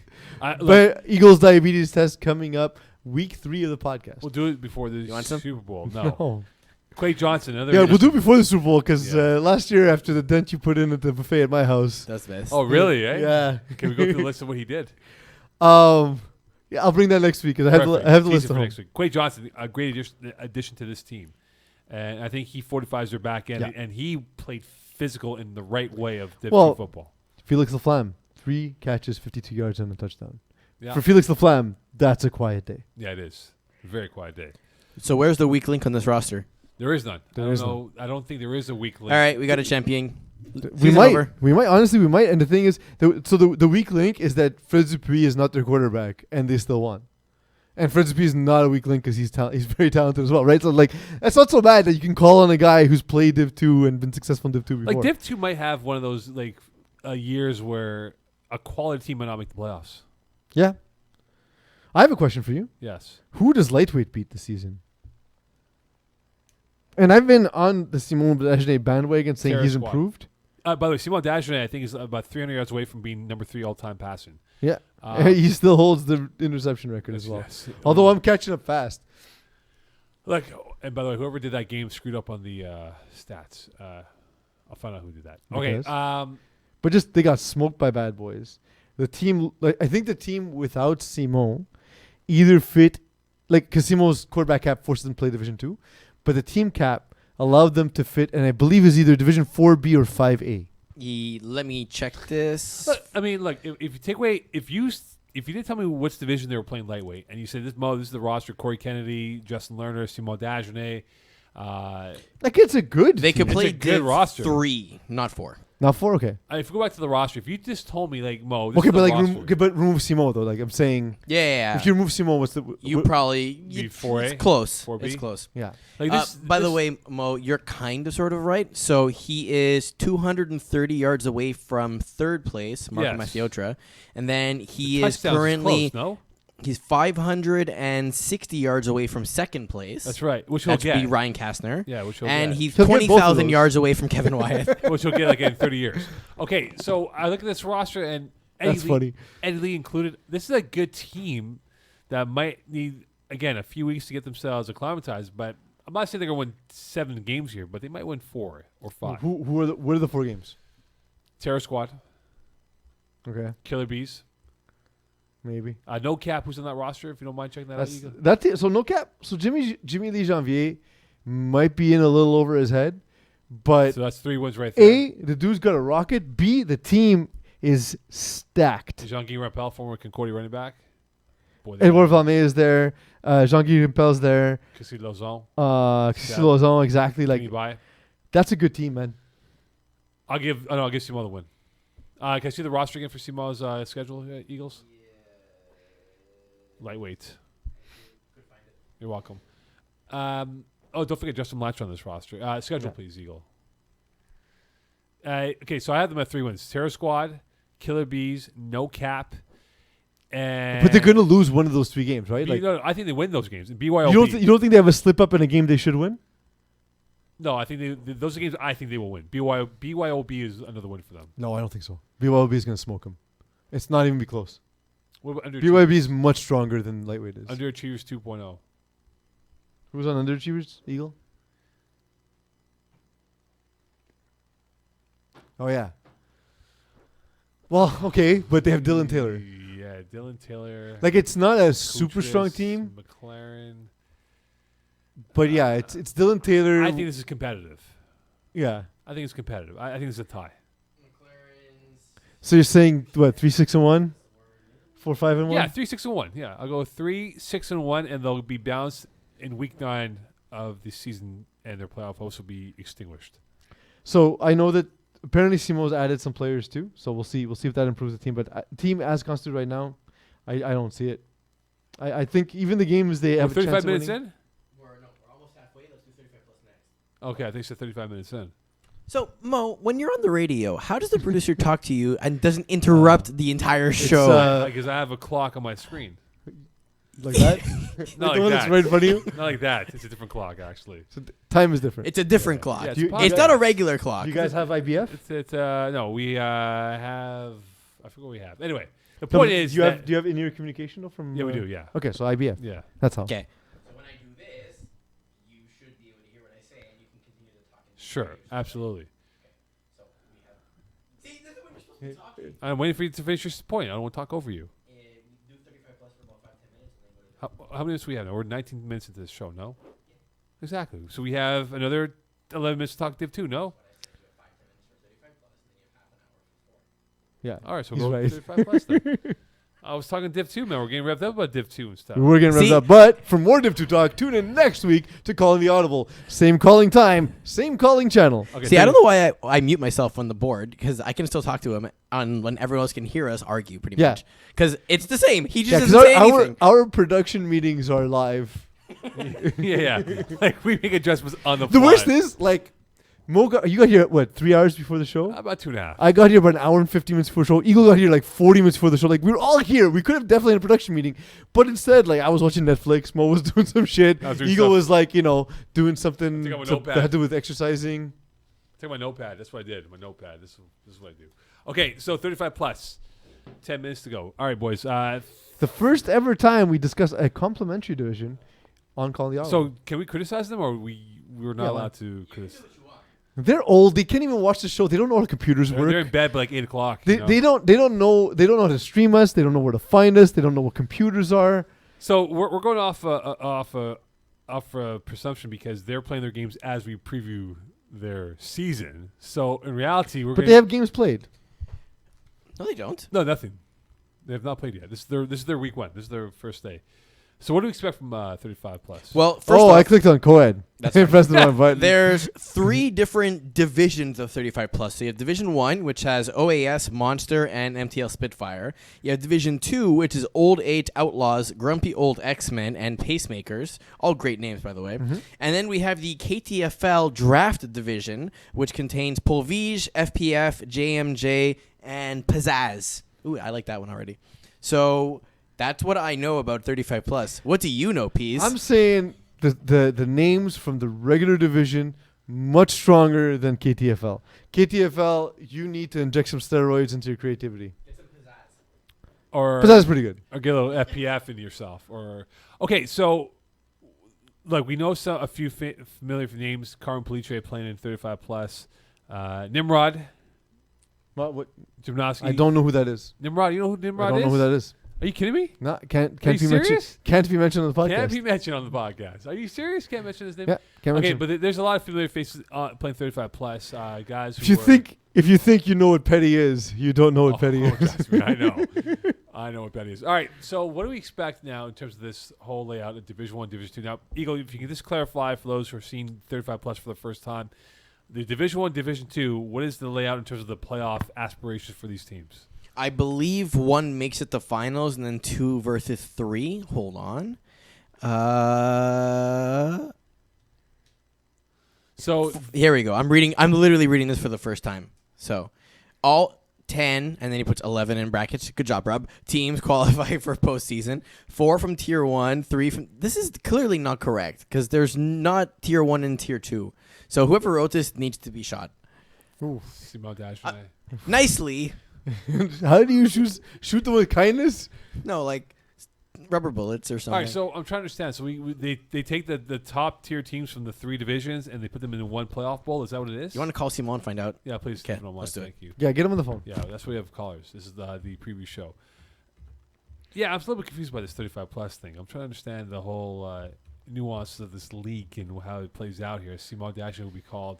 So there are. I mean, the thing is, if you look at Montreal Spitfire and Monster, you know, they quarterbacked by Carmen Police and Corey Pecker, you figure those to be the best teams. The best teams, right? Like they should be when you look at that. So I mean, you expect them to be the front runners, just to start off with. But then you see one of the up and comers in FPF, Stephen Harpersod. He's an old age outlaws, not to be confused with regular outlaws. Can't hear you. I know. I hear this clip. Nobody else hears that, Mo. What? I can't hear you. So, but like we have to talk through it because I know they don't hear it. I can't hear you. My headsets. I I mean, can't hear you. You're sitting right next to me. I know. And you control the volume of that. I could. In your headset. Simone Dash is not picking up. All right, so carry on as before. So yeah, do you think a team like that, like a team like with an up and comer, can truly? Vous avez joint. It can truly. Oh, we're leaving a message for Veuillez someone? laisser votre message sorry, après guys. le Go back signal and ask in a sonore. second. Après avoir laissé un message, vous pouvez raccrocher ou appuyer sur le carré pour entendre plus d'options. You know, Simone, you're completely responsible. We call you one time to get information from you. Goddamn useless. Your job is to watch the show. I can say anything. What's going on here, man? Goddamn anything now because you're not paying attention. You're supposed to be my What's going on censor. here, man? Jesus Christ. I'm going to shoot you. One job. Stop shooting him. But yeah, so like, does a team with like an up and comer at the helm like Stephen Harpersod have a chance against guys with the pedigree like Corey Pecker and Carmen Police? But I look at OAS. So you won't answer my question. Yes. All right. I look at OAS, right? This is a team that 10 years ago were phenomenal athletes. Now they're 35 plus. They might be the team to beat. Yes. That's such a terrible way to dig someone. Yeah.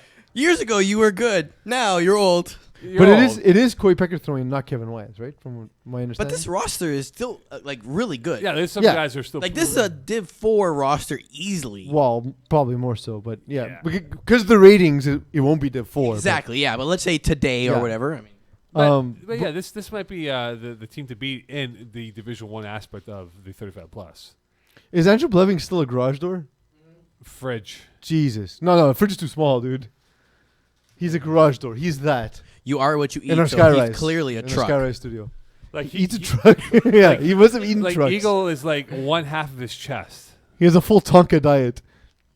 It's crazy, man. It's crazy on that. Other rosters. Can you see some of the rosters for Eagle? Like, I mean, I did the setup for you. I know. Spitfire. This is a very old school. It's like an 80s roster here. But no, man. Dom Benevento's on this roster. That's fun. But Jimmy Cooperwaith, does that not sound like an 80s like action hero, Jimmy Cooperwaith? Or like an 80s stand-up comedy agent. Yeah, like Jimmy. When you think of Jimmy Cooperwaith, you think of... That's my agent, Jimmy Cooperwaith, see? Man, see? I don't know why I made him a 30s gangster. He's a 30s gangster. And then Rousseau on the team, Adi Sharma, Sean Avram on the roster as well. Ryan So they're going to lose because Sean Avram's there. and JP Moreau, who's on the roster. Right? They say of the top 10 people with questionable morals on this planet, Sean Avram is ranked 11th. Yeah, we'll do our top 10 list next week. Look at this roster here. Monster. This is a team that is mostly West Island related. Look at That's really relevant to the conversation. That's right. Andy Peterkin being a guy who's won a Division I title years ago. Kevin Wilson on this roster. That's the black and white era of FPF. Yes, that's correct. An older team, but probably a veteran team. They're all older teams. It's 35 No, plus. I'm saying It's older. you're saying they put the plus in 35 Yeah, plus? they put the plus. Like we have 35 plus. This is 35 plus. Yeah. So this is an older team, but definitely a team that understands the angles of FPF, and this might be maybe the second best team, Monstars or Monster Gen. Monster. I don't. Again, so the thing is, it's led by Conan O'Brien. Conan O'Brien, Craig O'Brien. Craig O'Brien, who the thing is, he'll always have his teams competitive, and that's the thing that gives them a chance. Tier 2? Not tier 2. Tier 2 Division of 2. Division 2, sorry, is Pacemakers. Yeah. What about this? This is the roster. I recognize like 4 names. I mean, there's a guy who's third from the bottom who I've never heard of before in FPF. Rob White added to this roster late, if I'm not mistaken. It's a team that is going to do all right. Jason Rossi's been able to sling it in core FPF. I don't know why he wouldn't do so in complementary divisions. Eagle Lake's candy, right? So you have Twizzlers, and what's the other thing from Twizzlers? Licorice Twizzlers, like the black one? No, the small. Nibs. Thank you. Okay. And the name But it's Nib. I've never not eaten Nib. that in my life, by the way. Nibs. I've Yeah, just given they're them. okay. I I've prefer given- actual licorice. I've given them away at Halloween. That's how I Same. know it Yep, exists. exactly. Grumpy old X-Men. I would imagine this It's is the yeah. X-Men. It's Very close, actually. Wade Wilson, of course. Oh, so hell, bro, he's playing Vivek. Swobodan's playing this team. Wade Williams. So we have a Williams versus Williams. Shane versus Wade Williams. That's like a real who's who of roster. Jordan Rossi on this team. Martin Geary. This is a pretty. This is a composition of the former X-Men roster from the old FPF time when they were there about 4 or 5 years ago. Which they were pretty decent in terms of their win-loss record. They're a team that kind of X-Men in the main divisions kind of. They had these strong seasons, and then other seasons they were not competitive. Like they'd be either 9-1 or 1-9. Like that was the range of outcomes for them. Yeah, Not to mention the year we had to put in a quarterback cap thanks to Guatemala. Yeah, Guatemala is the quarterback cap rule is known in FPF circles as the Guatemala rule, as he took over a team in Division 6 about halfway through the season. The team then went on to obviously win the championship because they had an experienced quarterback and was the only team to have one. At that point, it was realized, hey, just the quarterback can have a massive impact on a team. That's why there's a quarterback cap. So people like Dan Lazara and Vinny Galano can complain to Guatemala. And we had a lot of back and Mark forth about it. Massimo. Like, should we let them do it? Should we not? Et cetera, et cetera. And then I think it was week 7 or week 8, Josh Feeder threw in Div 6. And we're like, yeah, we definitely need a rule. Yeah. All right, And then last Division 2 team, other than the draft ones, we'll talk about those next week. Old Age Outlaws. You can now see the roster on your screen. It's the team I mentioned before, and now I'm still waiting for. you're home. It's like the who's who of Peeze hating on these guys, man. Look who's at I the don't. third. They're all my friends. They're nice dudes. Yeah, the third player, bottom. Except for list. G. Bowman. He's just an unpleasant person. What about your boy over there, Kevin Kusei? Yeah, whatever. He's got his neck down. But it's like, look, you have your list of enemies in this fucking division, bro. So what happens is I've realized that making fun of 35 plus is like making fun of the Amish. They're not gonna. What are they gonna do? Turn on their computer and see it happen? What are they gonna drive here? They're gonna come here by candlelight and horse and carriage and give me shit. Kevin, What are they gonna do? Swear? what did Kevin give us back? Yeah, he always gives us some nice treats. He gave us what treats? He's the best. We got brownies. We got candies. I got jujus, chocolates. He like Yeah, cupcake. he muffins. feeds Yeah. the staff. He feeds the For staff roadshow. during the roadshow. Roadshow, yeah. Oh, now I know where I have an extra Tupperware. Yeah, Yeah, that's Kevin. Kevin's size. That's yours, Kevin. I owe you Tupperware. For all you know, he has no place to put his neck down. Yeah, he's looking for that. My neck downs are getting dried up. By Yeah, they're all dry. They're not no tups. They ain't no tups. All right, so we covered 35 plus. No, we did not. But okay. Also, we have no games played yet, so And we'll do the draft division Preseason next week. breakdown right there. We talked Yeah. about your names. We made fun of lots of your players and your age. Well, that's what we're gonna do in 35 plus. Make fun of these guys. That's what I feel like they'll listen to this while having a beer, and it's gonna be the best time. They're They'll gonna just be be like, these "Fuck you, idiots. Peeze. Screw you, Mo." These idiots. All right, let's go to 4A and 4B. I mean, look, one day I'll be old enough for 35 plus, I imagine. Perhaps. Perhaps. 4A first. Okay, here we go. You go 4A and then 4B. We'll do 4B first. All right, so the Tide, I saw them play, and Dougie McKernan, or McKernan Doug, what do you call him? Kernan McDoug. Kernan Doug. They had a big win on the weekdays as they beat Don't Mess with Texas. Now, Don't Mess with Texas, nice uniforms, but that's about it for them. So they're the Division 4 version of ECW. A lot of athleticism that can't figure out defense. No. They have a lot of athleticism, man. They're a fast team. No,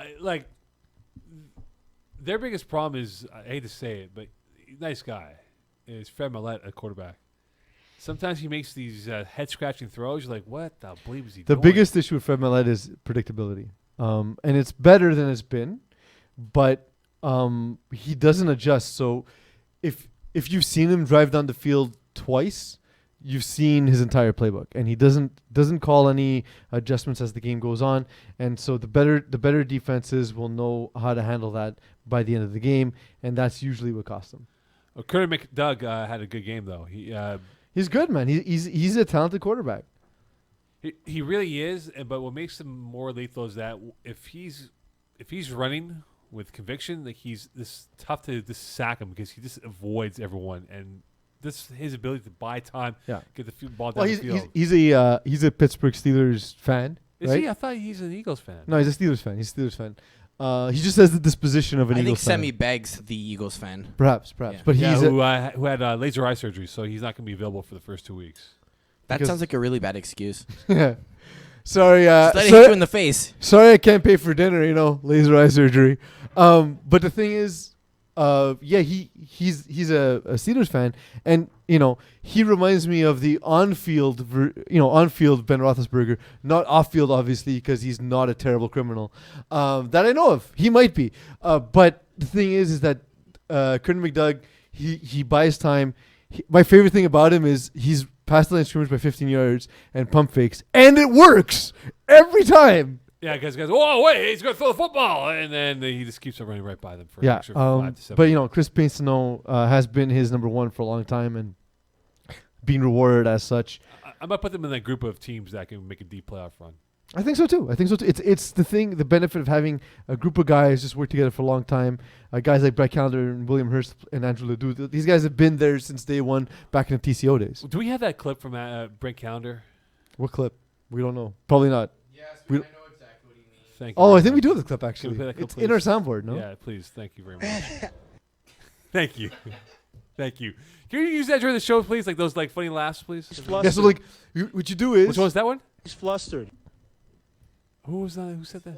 Who said that? Oh, Theo. He's flustered. So whenever Mo makes a mistake, you have to hit him with he's flustered. No, you got to hit him with he's flustered.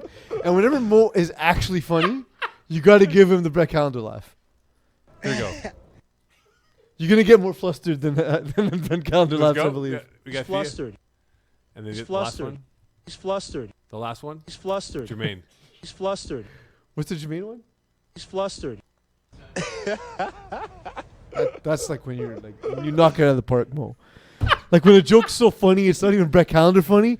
It's Jermaine man. Parrish So funny. just use those sounders, please. Okay, so Half Star is getting crunked on the week, and Did they? That's very irresponsible. Well, they got Like you guys are getting older, man. You got to drop that party lifestyle. yeah, they have to, but not the best game for Half Stars. And Andrew Langbert did not have a good game. 1 TD, 4 INTs.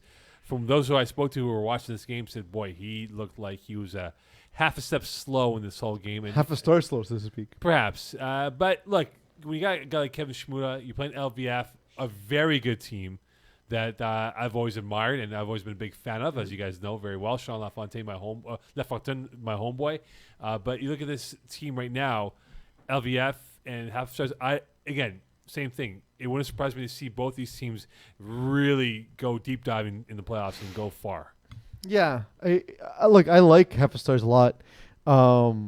Bringing up Max Bura, Borden, and Jacob Weidman from lower divisions is a really smart idea. The guys are not huge cap hits who can definitely make plays. That said, like you see Dondre Borden and Max Bura combining for 4 catches and 45 yards. I would have expected them to have a big impact. But on it's the also game. adapting to the higher. I know they've played here and there, dabbled in higher divisions, but this is now a different speed from where they were because Dondre Borden killed, was it 6 and 5s before? Now this is 4. And even he played with me in fall. Yeah, exactly. And like when you catch 15 touchdown passes from a guy who can't throw a ball, that's pretty impressive, right? It's a huge feat that's unheard of in FPF. But and Jacob Boydman's to be a guy who's always been criminally underused. right, so. and I think it might take him a few more reps to get used to the speed and the level. I don't think so. I of think the physicality. speed's there. I think the guy who needs to adapt to the speed is Andrew Langford. This is the highest division he's thrown in so far, and that's what it looks like. Do you But think- that said, like Zachary Kiverger is a guy who despite his threatening looks, has never played in division this high either. his Right? dad watches this podcast. Right? That's fine. He knows his son has threatening looks. He told me, he goes, "Hey, good podcast." I'm like, "How the bleep do you know about the podcast?" And I go, "Oh, I'm like, oh." I'm like, "Oh man." Frank K's mom listens to the podcast. Shut by the way. bleep up. No, 100%. She had commentary. She in, sent me death in the threats. fall. Yeah, For what? we said something For like, saying he wasn't a good quarterback which we never every said. second season. Yeah, every second season that's true. Every second Are season. he you struggles. kidding me? Unbelievable. No, we're not kidding you at all. Anyway, touched by Angeletti. I saw them play. Mm-hmm. To be determined, their value of what they are going to be. Okay, If we get the, if that's we get not the, saying anything. I'm waiting for you to put the scoreboard if they're touched by Angeletti. If you get the game up properly, so I can explain why. Tie game against A squad. Yeah, but we need to fix it up. Yakub Telemac did not throw. It was Justin Ware who threw, not Yakub Telemac. We had that whole roster glitch, so we got to fix it up. There you go. But also, Gordon Hogan. Sheen Feinberg. Well, Sheen Feinberg was there. He's not throwing. No, Gordon Hogan was throwing. Okay, this interesting. past weekend. I But again, don't you want to have Gordon Hogan as a receiver? yeah, but can Shane Feinberg get him the football? Yes? Question mark? Maybe. I don't know. I think Hogan gives them a better option because Mike Knopp is. But here's the thing: don't forget that Div 4A today is closer to what Div 5A was in years past. Right. So I don't think I don't think Feinberg's completely outclassed in this division at all. But the speed might be is where he. But but again, he played in Division 5A before, and 4A this season is essentially what 5A was.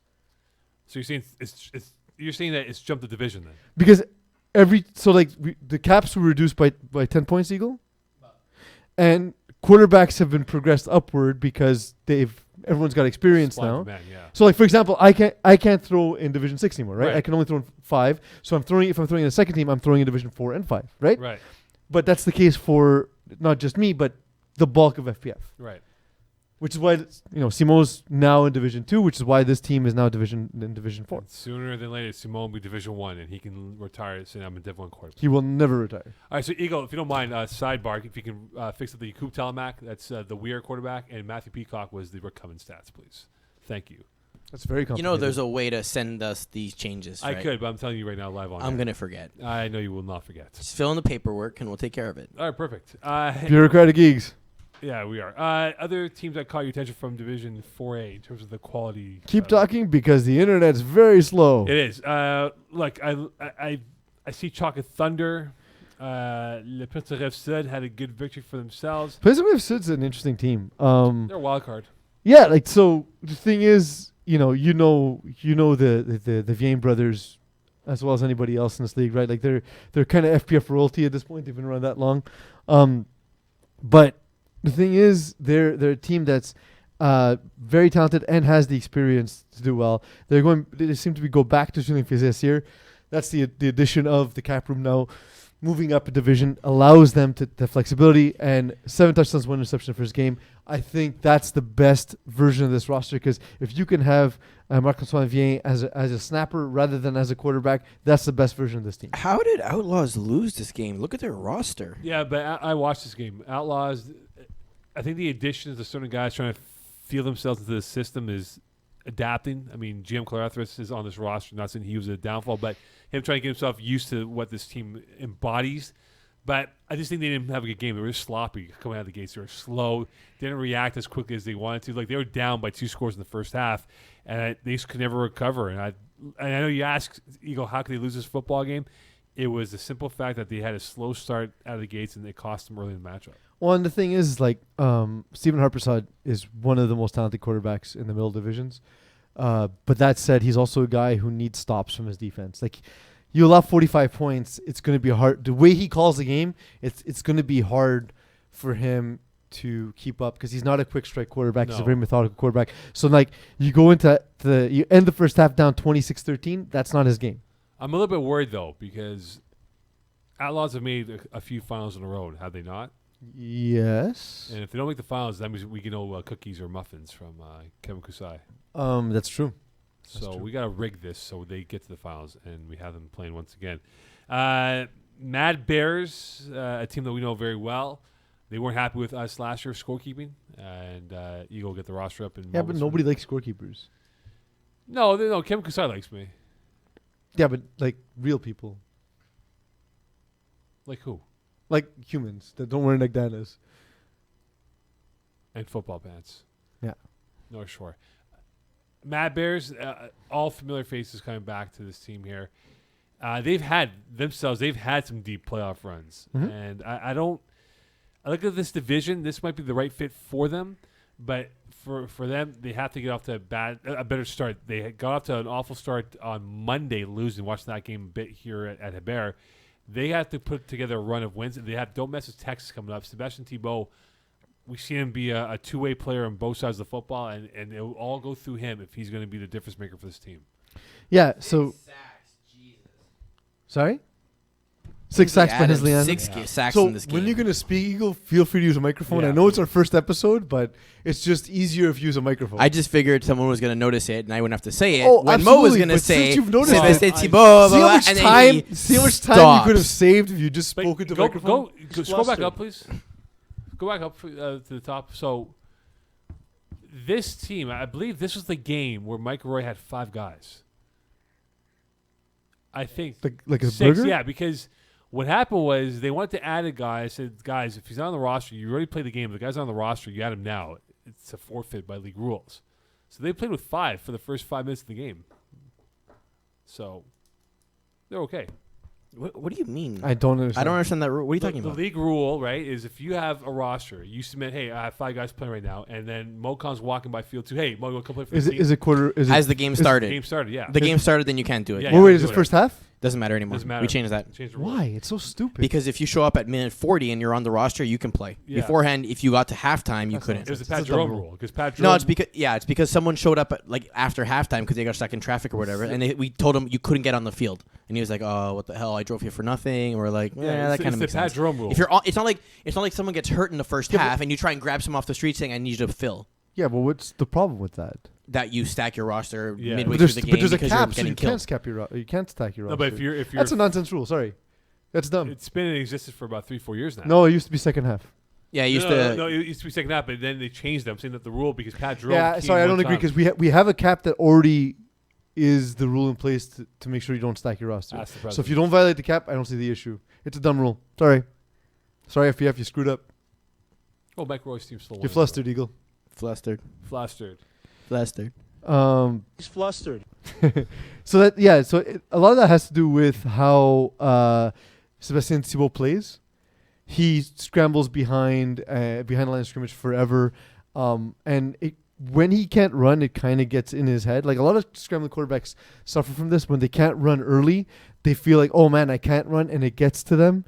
And but like we know how good Hensley Adams is as a rusher, right? So. Not entirely surprised that he was able to get there, but I'm surprised that Sebastian Thibault, at this point in his career in FPF, didn't know what to do when he couldn't get the yards. Because he was... Flustered. Just look at We the. have a soundboard for He's that. flustered. Just look at the yardage, though, right? He only has 82 yards. But all 'cause that was sacks sacks. are Yeah. subtracted. How many Whereas, sack so it's about yards? 40 yards of sacks. They lost crazy. the football field. He literally lost the whole touchdown on sacks. Yeah. Yeah. And they lost by a touchdown. A touchdown. A touchdown. There you go. All right, so let's go to 4B. since we're going on a clock here, 50-minute increments here. It's a dumb rule. Dumb rule indeed. All right, so 4B, the best, coolest uniforms, I think, are the Sheriff. Have you seen the uniforms? It's like a hybrid of Indianapolis Colts and like the Nebraska Cornhuskers black shirts uniforms. Very cool. I haven't seen it in person, but And it sounds cool. From what you're describing, it sounds cool. Our boy Marc-Andre Delaunier is back with his boy Louis Bijan. Oh, they made up. They made How up, cute. man. They made up. How cute. See, a little bit of cuddling. That's all it takes. It was a little bit awkward. It was like Hogan and Randy Savage getting back together in wrestling terms, but this is a pretty sound team. Alexis Bissett being a key player, Alex Noel. Look across the board, man. There isn't really much of a weakness. Pio Belanger is another guy to watch out for. They got some good players on this Pierre roster. Belanger played McGill, right? I don't think he did because I don't remember him being at McGill. No, not McGill. He played somewhere, but not McGill. No, I thought he played McGill. I think it was Laval University. We're just always forgetting guys at Yeah, Laval. Eagle. What's he doing? I think he's taking a shotgun. Don't know. I thought it was a gun. I was like, holy bleep, what is that? Eagle, I'm allowed to disagree with rules, man. Yeah, so they beat Mangoose. But they were missing their quarterback. They didn't have the tall blonde dude, Nick Schaefer. No, he didn't play. Yeah, so that's it. So that explains the score somewhat. Felix Antoine Levin threw an interception. Thomas Kutsu threw 3 interceptions. Thomas Kutsu, famed rusher, now knows how hard it is to be on the other side of that exchange. Maybe getting himself a little bit flustered. Pio Belanger got a sack in that game as well as 3 PDs. Jesus, that's a monster game. Huge game. What's Eagle doing in the I don't know because I'm waiting for the information and he's Yeah, not here. I know. Eagle's just holding up right now. As Like, I can guarantee you we don't need a mic stand right now. I do. You have a mic to hold, Eagle. You have a hand. Pio Yes, Belanger. what do we need? Where did Pio Belanger play? Laval University, I believe. I believe it's Laval. McGill. But I've been wrong already, and you know CIS I much better. don't know than if it's McGill because I don't remember him being on the McGill roster. I know. And Vincent Dettiera, I know, is on the McGill roster. Thomas Belanger played for McGill. Oh, maybe that's what I did. Pio Belanger, I believe, was Laval Rougier. Emile Belanger played for Montreal Blitz. That's the women's league. Yes. Zachary Belanger plays for the, I don't know, it's a youth league. I'll find it. I'll keep looking. Thank you. Look at Laval Rougier. Okay, in the meantime, Eagle, as we can look at some other games beyond that, ECW losing Finishers, your favorite team, or the team I love to hate. Mm-hmm. I call them Finishers now. Not But they didn't Finishers. play against each other. I know, but I'm saying Okay. I'm listing teams here. All right. I'm just listing teams. My God, Mo. No, I'm not going to call them that name. You use that whole thing with that particular player. Finishers are the new name now. Finishers? Okay, Yeah, that's fine. Finishers. I'm done with it. We're at the Ballers Finishers game, and surprise, surprise, Ballers winning that football game over Finishers. And yeah, again, you are all in on the Finishers to do very well. Well, I like the talent of finishers. The thing is, again, it's the rank roof thing, but Nero Suresh and Alex Bacalani is an embarrassment of riches. Alex Bacalani essentially, he's like the Lou Williams of the Sixth man, but of the wide receiver of the year award. Like if he plays Susan Lucci. with Ryan Caruth, he usually gets the wide receiver of the year. But the thing is that we haven't seen it consistently from this group, and I can never figure out why. And they lose this game too. Ballers, who's not a team who's ultimately that familiar to us in FPF circles. I'm looking at the roster for Ballers, and I don't know anyone from this team here. This is going to be one of those I have to learn about them on the fly type of thing here. But they were balling as Ballers. Well, look, I mean, How they about went in that? and they beat an experienced team in FPF, right? So that's The kudos to them. Sugats is in them, that's for sure. Hmm. Other games, other teams here, Eagle. As we go back to the main page, if you don't mind, as we have a new drop down box on the website. We do. Is it more effective? Yes. It looks more effective. It looks more cooler. Yes. Well, it's before like the website would give you an ocular disease by looking at it. Yeah. So this is definitely an improvement. Although it's not super it's just awesome on on like mobile. I'm learning. It's better. It's okay. It's better on the desktop than Yeah, nice little OS. facelift on the website, which looks much more cleaner than before. Okay, so looking at the 4B, what other teams are to watch out for? What about Mean Machine, a team that we know very well? They've been no stranger to this league and how many times they played, and perhaps they could be a under the radar team to look forward to this year with Daniel Goloff, who's grown as a quarterback from where he was as a full-time receiver to now being a pretty much full-time Well, quarterback. he started throwing in Division 6 and was very good there. He led the division with 255 yards this week. Went up against Dream Chasers with Ben McMahon at quarterback. Who was the Kyler Murray of FPF. Sure. Yeah. Is that a height joke? The height. Yeah. There we go. The height and the ability. Same thing. It's like watching Kyler Murray and Ben McMahon. Daniel Goloff. Thing is, like, again, he's one of these guys who, when things go well, it looks as good as it possibly can. We've also seen the other side of it where things don't do well. Like, he struggled immensely in the fall. But I like the team. I like Jake Titleman, Benji Ziegler, Adam Rabinovich. That's solid across the board. On the other side, Kevin Don, Owen Bujorowski, I can never get the name right. With Ben McMahon throwing, it's a familiar group. Bujorowski. Played together for a while. Their team, I think that'll do okay, but I feel like they were just sort of overmatched by the Meme Machine roster in this game. A lot of athletes on Dream Chasers. I think they're going to be a better second half team than they are first half. If you remember that game, the unbelievable. I think they're overtime very, very matchup dependent. There's certain matchups where they'll do well, and certain matchups where they won't. Don't forget that the bulk of this team was in Division 6 not too long ago. Yeah, and they had a thrilling overtime game, which I think went to like triple overtime, quadruple overtime, and they won that game. Given our boy Kyler Murray had a really good matchup in terms of him buying time and finding the game-winning throw, but I think for Dream Chasers and for Meme Machine, I think they're both at different levels of where they are. But again, I think both teams have that ability to go far in the playoffs this year. So I wouldn't be shocked to see both of them in the Final Four at some point. Yeah. Takeover return Vincent Benjamin to the roster. Having Vincent Benjamin and Will Power on the roster means in Division 4B. Are they going to get over the hiccups, though? How many years have they done well, and then they just flounder and they flop? Because only one team wins, man. Like, it's hard. Yeah, but that one team should be them though. They have literally Scud missile all their competition in the regular season, and then come playoffs. Okay, but let's put it this way, because especially in large divisions where you have to win 4 games to win a championship, right? How impressive is it in regular season when a team wins 4 games straight? Well, and it's even more impressive because when you do it in the playoffs, you're doing it against playoff caliber teams. So it's hard to do, man. It's just hard. Like. The playoffs are as much decided by a bounce by. He's playing with the mic. But you realize it's muted, and they can't only hear we this. hear it. I know. How do you not know how this works? I know, but I'm saying he's playing with the mic. So I don't think that you knew. You work in professional radio. I'm just saying he's playing with the mic.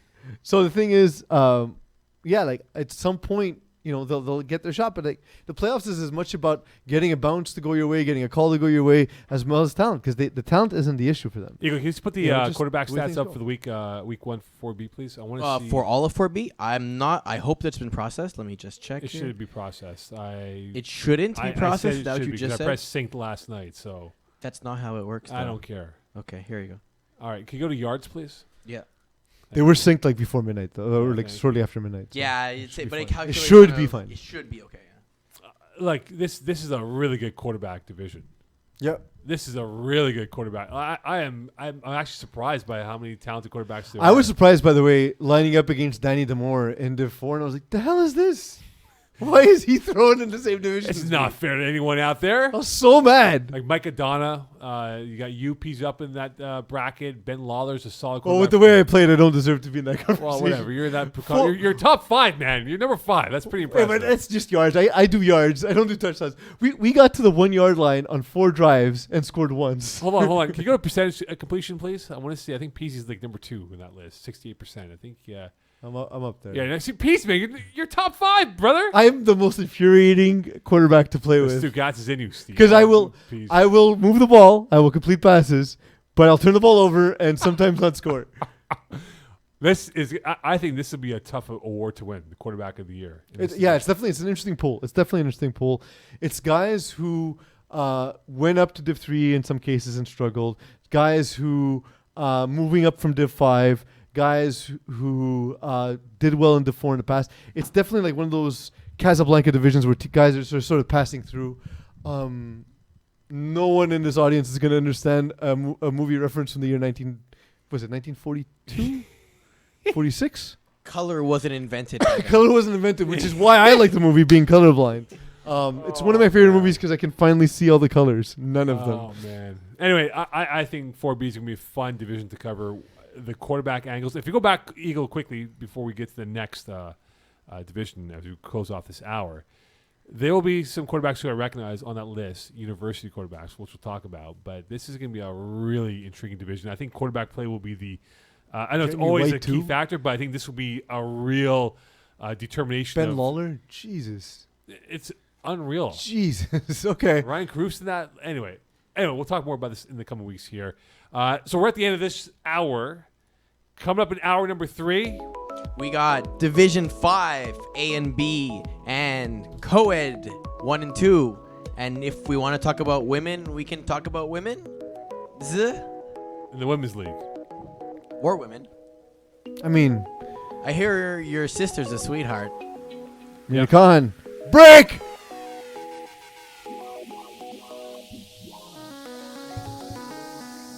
We started late, though. We started at 7:30. Yeah, we started at 7:30. We said 7. So we are set up. We have our pre-production meeting. Correct.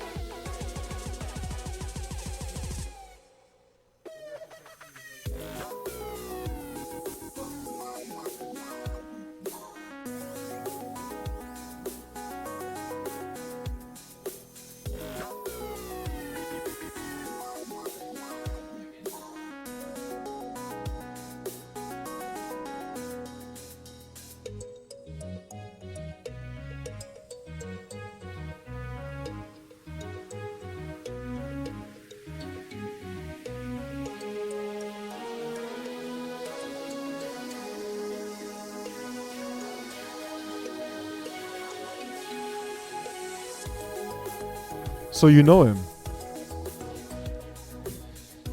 So Jeopardy has their best of the best show, right? James, Ken, and Brad. Mm-hmm. So who would be the 3 contestants that would be equivalent of the best in FPF? I feel I would dominate all of FPF in Jeopardy. We're talking about trivia. Yeah, Like- I would smash y'all. Like That's all a history degree What is good the for. Rusher Center rule of 2014 No, that like, destroyed? no, but like the actual Jeopardy questions, like regular Jeopardy, but FPF players only. Yeah, like I mean, I'd be pretty good actually. You'd be alright. Yeah. You'd be what I'm alright. implying is that if we We should actually join Honey Martin, by the way. The guys from Honey Martin, Ignacio, a new writer. He's a guy. Oh who, wait a minute! You said the name. You You can't. No, That but guy. I'm not talking about the team. Oh. I'm talking about the media member Ignacio. Yes. He's a new member of our media team.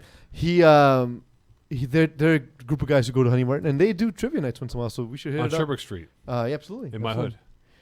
We should hit it up one night, Eags. Me and you, All of Sherbrooke Street is your hood. No, Sherbrooke Street West of DeCarry. but That's not still too west. a lot of Sherbrooke. No, it's not that. Because then it goes to Westmont, and that's not your hood. Well, see, the trick is though, when you get off the highway from the DeCarry, you take Sherbrooke to go to Montreal West, 3-minute drive. If the Yeah, lights I are would in just, sync- I would just pretend like that part of the island doesn't exist. I avoid Loyola, so I don't have to do Sherbrooke West. You don't have any games with Loyola? Zero. No, 0. I hate Loyola, by the way. Worst football field we have. It is. It eats ACLs. But it's next to your house. I would never work. It's in Loyola. in your hood. I would never work in Loyola. Never. Also, when you're a snapper, rather- the lights are really low. So as soon as you lift your head, you're blinded by the lights, and then you turn to catch a ball, and it's just shadows. You It's hit the worst. Oh, It's man. the worst. Oh man. Okay, welcome back. Moe Khan here with Peeze, Della, Reeze. We're gonna do 5A, 5B, and co-ed. Eagle in the nest. Thank you. What are we starting with so I can open a tab? We'll go 5A, but we also have some new cool sounders like. They're not new. They're the For those who exact don't same- know, people don't know these sounders. Flustered. Thank you. Or and So if you would like to contribute to this, simply record yourself saying something stupid, and we I'll will chop include it it. up. And I'll chop it up. So, for example, today we have 3 hours of Moe. 3 hours of Moe. That was good. Give yourself a laugh. No, that's no. I need a longer laugh. No, it was like apt for the joke. It wasn't a knee slapper. Do people still slap knees? What is What this? is this? I have a 40s? laugh track. All right. Oh, that's You know what I also have? all of your sounds sound like people trying to survive a hurricane. Okay, let's get to the topic here for 5A. Okay, Well, the unfortunate situation with Unknown Talent and Glow Gang. And, tell us about it, Mo. well, I'm still trying to figure out. So there was a field adjustment of certain teams playing earlier or later on in that day, and one team was notified, but supposedly the other team didn't get the email, but it was there in the end. They didn't realize it. What's the whole Okay, clarification? so let's break this down. So what's supposed to happen is for all our games, our schedule is sent out. Everyone knows this. Your games are on a certain day. That's it. That's all. Every now and then, there is a change that's required to the schedule for a variety of reasons, be it, act of God, let's call it, like big snowstorm, we move stuff around. I think we've only done it like once or twice for that. There's been a couple times where like a facility isn't available, so like the Hebert Dome collapsed, we have to move games. Oh, yeah, St. Jean Vianney. That was fun, yeah. Or every now and then you have a team that reaches out to us that says, hey, listen, I know like we said these dates were good, but something came up, we're not going to be able to make it, etc. Can you move our game? Of which we normally require all 4 teams, so the 2 teams that are playing and didn't want to be moved, and then the 2 teams that would be in the time slot to be moved, everyone needs to confirm. And if so, then we'll swap them. If not, we go, I'm sorry, you're going to have to figure something out. I don't know the exact story of what happened here, but somehow Unknown Talent was notified but never confirmed, which, again, I don't know why. And so their game that was supposed to be at 11 was moved till 10. That's right. So they're taking their sweet time to get to the game. Meanwhile, the game's already in progress at that point. And then I think someone had reached out to the captain at that and let them know, like, hey, guys, you're late. And they showed up at, like, 10:32, like, literally at halftime. And it was like, guys, the game's over at this point. So I don't know exactly what the situation is. There may be a rescheduling of this game. The results may stand. I think it's still being discussed right now. Now, to be okay, honest. so it's the first game of the year, and this could have, like, we don't know. We'll find out in 9 weeks who's going to be where Unknown Talent and Glow Gang of the playoff standings. But this could have huge ramifications on the playoff spot. Just let's not overreact to week 1. No, but Do you want to overreact? I'm going to overreact. Oh my God! It's overreaction. How can this happen? Overreaction Thursday. I was gonna say though, because I saw the guys from Unknown Talent at the field, and then when I saw the forfeit, I was like, "But what happened? I was there. I saw them. But- Sucks for them." But how crappy would it be if they miss out on the playoffs by 1 game?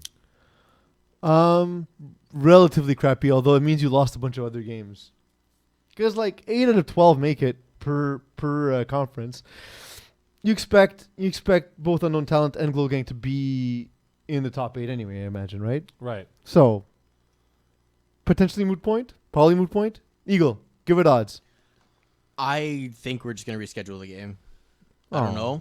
But that's what. If What are I the was, odds? If We I wanna was gamble the on UT something. captain, that's what I would be doing. I'm like, Yeah. I never agreed to this.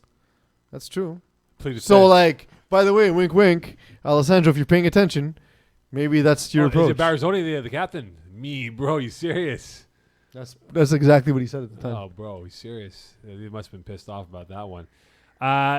Like, if they did play the game, I think it would be a fun matchup with Unknown Talent and Yeah. Glow Gang. I think this would be a closer game. I'm not saying that Glow Gang's like, oh my God, we're going to play this team, they're going to beat us, but this would be I think this might come up to 5 plays type of matchup here with these 2 teams.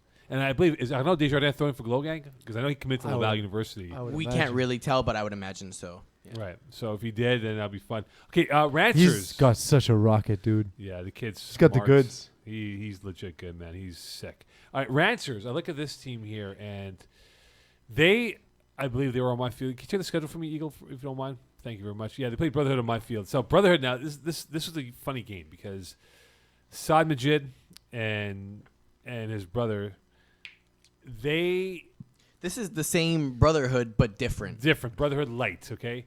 So these guys, Ahmed Majid and Saad Majid, they were phenomenal. They were all over the football field. Clutch throws, big INT by the Majid brothers in this matchup at the goal line. So I get why you're making these comments because, like, much like myself, Saad Majid and Ahmed Majid are not tiny dudes because we like to party. That said, I don't know if they're partying. Listen. They're not those types, Some guys party with a couple of drinks. Some guys party with lobster. These guys party with lobster. The thing is, Ahmed and Saad Majid are legit good players. Like, they contribute on the Division 3 version of their team. I don't know why you'd think they wouldn't contribute in Division 5.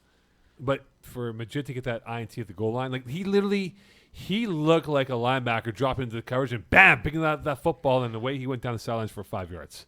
Well, but okay, so that's it. He's not gonna bring it back, right? But thing is, the way he said it, but that's a part of the field where a guy like Saad Majid can really have an impact because A, he's a big physical guy, and B, he's a smart FPF player, right? So the break that he makes on the ball, he's got to get there, but he gets there because of what's going on in his brain. But I'm disappointed though in Rancers because they were the better oiled team, quarterback, offense, and defense, and Philip Enschel on the roster. I was going to say, I was going to take a guess at where Phil Enschel went to school, but I'll let you do it because I don't remember. Okay, yeah. I was going to say UDM, but I was like, I'm not going to make another mistake on the show. He went to UDM, University of Manitoba. No, University of Montreal. All right.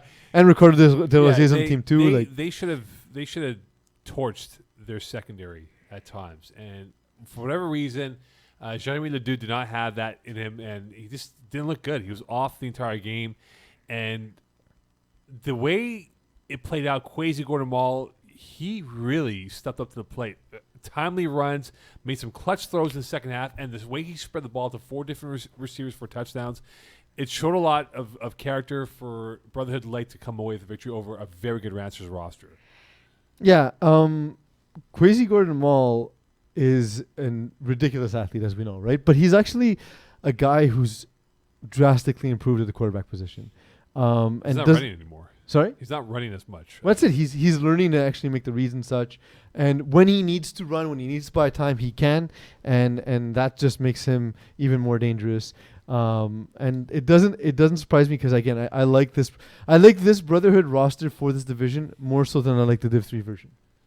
Why? Because Brotherhood, like we were saying in when we're covering Division 3, they can't even use all of their parts because of the cap limits and all that. Of course, we love Theologia and all that, but it just seems like if they could use all their pieces, it's a better team. But here, they have guys not as well known in FPF circles, but a guy like Joshua Malik Senecal is a guy who's going to have a huge impact, right, in this division.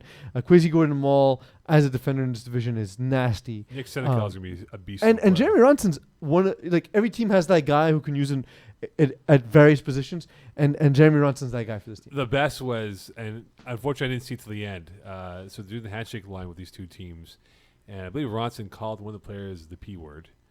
And Penis? No. It starts with a P, ends with a Y. Penisy. Yeah.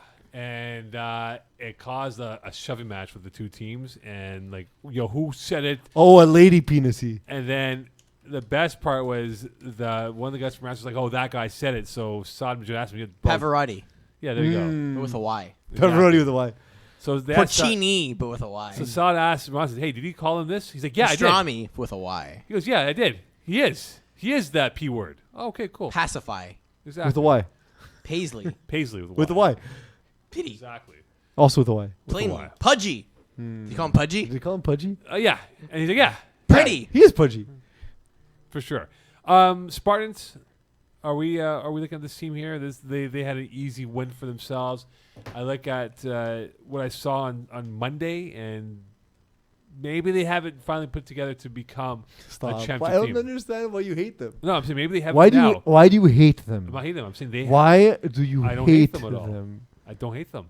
I never hated the guys. Basically, Mo, the way I see it, everyone in 35 plus hates Peeze, but you just have one enemy, and they are the Spartans. No, not the Spartans. I don't. I like the Spartans. There's a different team I don't like.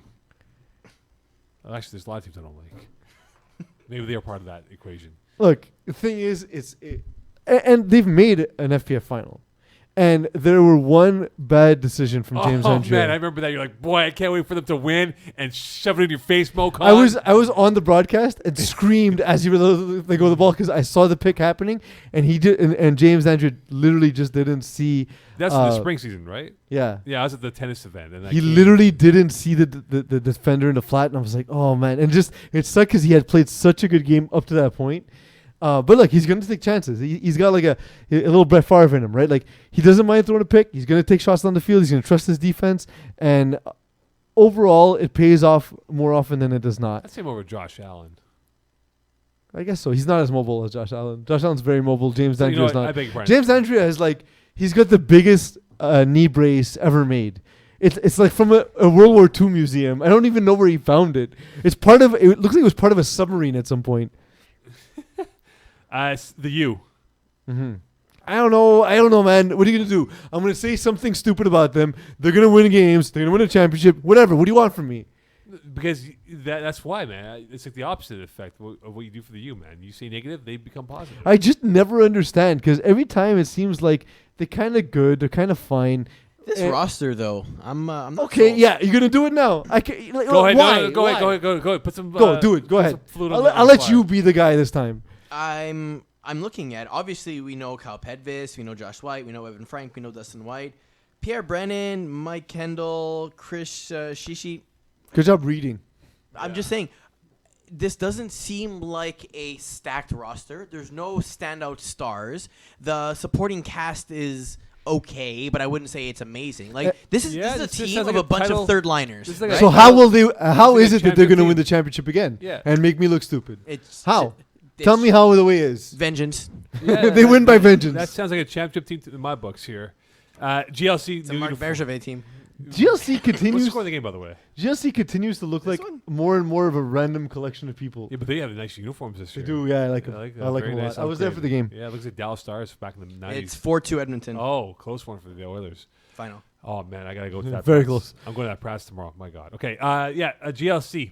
Another team that's had some past season success of late, and they are in a division which probably could be ruled by Glow Gang because Glow Gang's had some regular season dominance here. But GLC might be up there as a 3, if not 4 seed. Brotherhood being up there. And they won the game without the quarterback. They won the game with Mendy Cartershon throwing. Hyman Long not there, perhaps selling gloves at another location. Probably Laval or Saint Jean Vianney. Bruins, this is the team now that is starting to, with their multiple threads. You see how many uniforms they have? They have like 3 uniforms now. White, black, and gold. Because they have the same group of guys, so they just get new uniforms every season. It's pretty cool. I like it.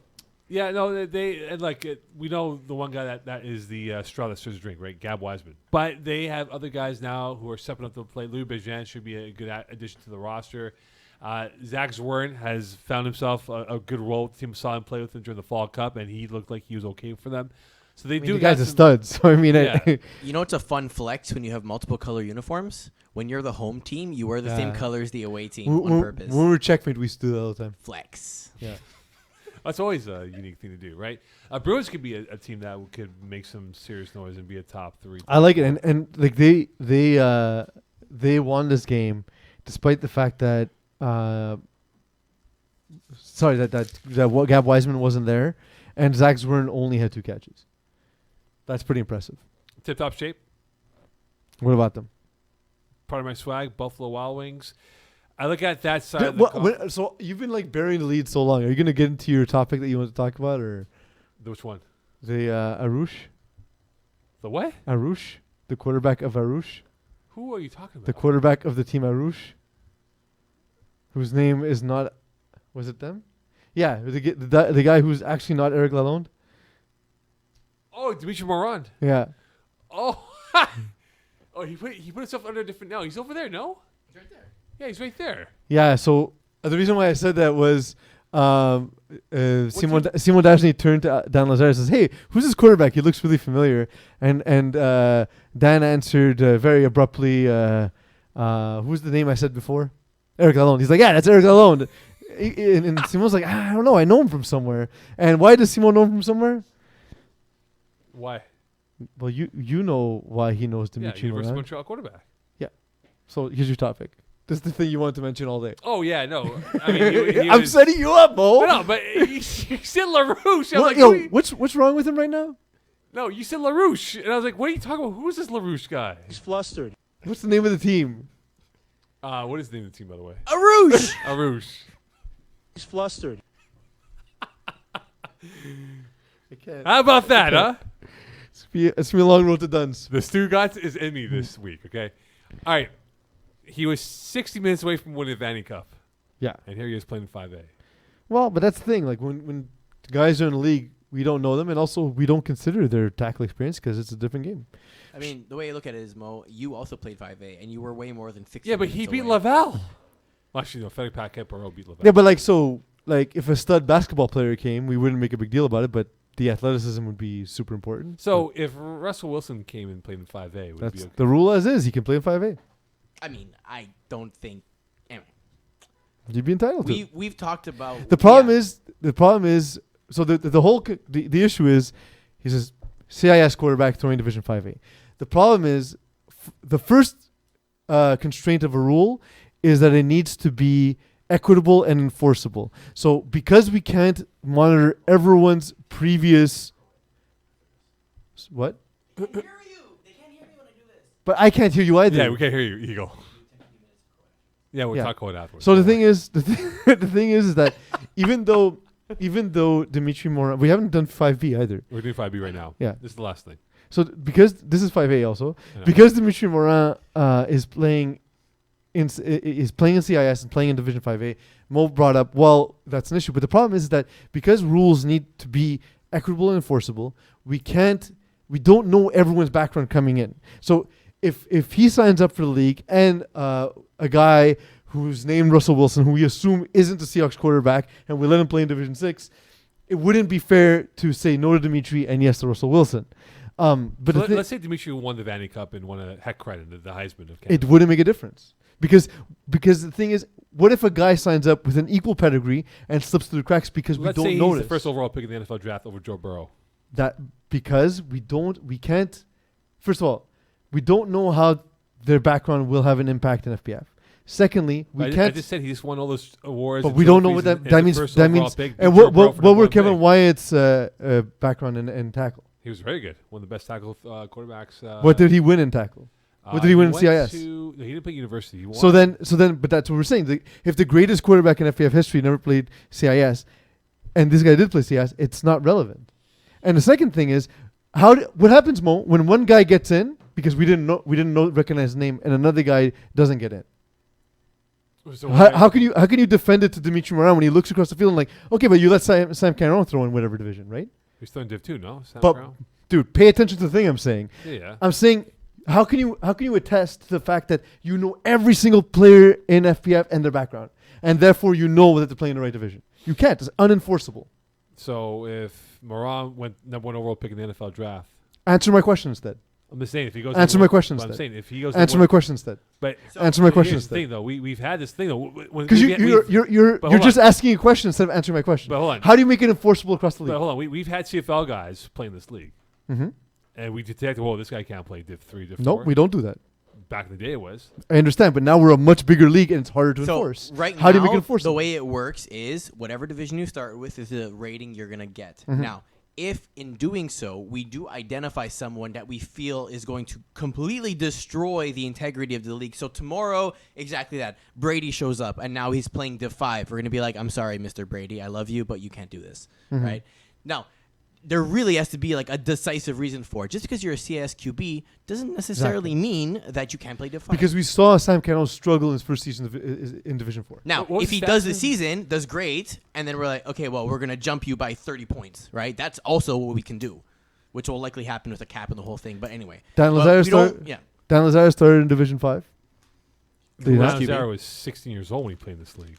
Okay, but he was. He But my point is, but his first season he threw something like 45 touchdowns because we didn't know who he was. So it's an unenforceable rule across the board. He was a good kid when he was 16, Dan. He still is a good kid. He works for FPF. Yeah, he does. He's, So- he's so- mellowed out. So do you think you think you can make this rule so that it's equitable and enforceable across the league? all I'm saying is that I asked you a question. no. Answer my question. all I'm saying is Eagle, this. mute him. You don't get to talk anymore. You answer questions, Do we want to do 5B or should we talk a You little bit go- about co-ed first? whichever one you like. Mo, you don't get a voice. You know? So, what division would you like to talk about, Eagle? I want to do co-ed. It's a little segue between 5A and 5B. Sounds good. First time we talk about co-ed. Yeah, You want to start with co-ed 1? we'll go co-ed 1. So, Mo, you're unmuted, by the way. You can. Oh, I'm sorry. Am I back on air? You're back I was on about to air. read the Ambrosi article on air. Your punishment has been completed. I'm sorry. I'm back. Okay, Yeah, good. you're back. Thank you to the football guys. I'm back. Thank you. You're welcome. I love work. As one said, football guy, I thank you. I thank you for your reverence. All right, 5B. We're back to 5B. No, Yeah. we're in. Go ahead. Well, we've got to finish off 5B. We're giving co-ed half an hour, We're no? doing co-ed 1. It's been decided. All right, co-ed 1. We voted when you didn't have a voice. I know. Also, you would have lost the vote too, because it's still 2 against 1. perhaps I would have lost. 8 teams in co-ed 1. Power Ranger, Third Down for What, Speed Academy, Party Mix, Midtown, Sriracha Hot Chili Sauce, 3 Hunas, and Michael Scott's Tots. A lot of familiar faces here. Which is normal because it's the higher co-ed division, right? Go ahead. No, I thought I was muted. That's why. No, you've been No, you're unmuted. back. I told you 3 times now. I'm back. Okay, thank you very much. Great to be back, guys. It's cool because we're starting to see some of the rivalries burgeoning between teams like Third Down for What, Power Rangers, Party Mix, even Midtown coming back from last season. It's cool to see. And honestly, I hadn't paid much attention to co-ed until the first time we had them at the finals. And a wonderful broadcast. yeah, no, and see, I was watching the games and like I was You don't pretty. remember the broadcast. I do you? remember the broadcast. I'm speeding by it to not draw extra attention Can to we get it. highlights of that broadcast, please? There aren't any. So the thing is, like, you see a team like Party Mix, for example, and it's a team that's got some familiar talent in FPF, as long as Michael well Scott as these Tots as talented well. women on the team. And I can't get any information, and Eagle's not bringing up anything on the screen, so I can't do my job properly. Michael Scott. Because this goddamn internet is the worst thing. Why are we on AOL? we're on dial-up, by the way. Michael Scott's Tots. Like Scott Tots doesn't have. They've Great lost, name, by the way. Yeah, it's a good name. They've lost some talent as well. Mm-hmm. But look, I saw him play in the playoffs last spring when he lost to Gino's team, and this could be a dark horse team in terms of that they can take that next step in their progression as a team. And look, at the end of the day, when this is all said and done, I think this could be a year where the co-ed is going to have a surprise winner than in years past. Yeah, I mean, potentially, but I feel like we always get, we've been getting a version of Power Rangers and Third Down for What for a long time. So it's going to be tough. It's going to be tough to break through. Who do you think will be the new challenger then, Mo?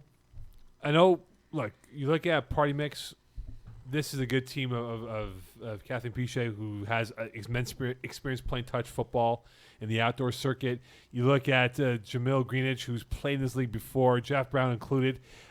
Ben Leger, who's had higher division experience, now playing at this level. Marilou Cote. Marilou Cote is the one I was Cote, going to point exactly. out. Absolutely. This is a good composition of a roster that could be a 7, if not 8 win team in this side of the division.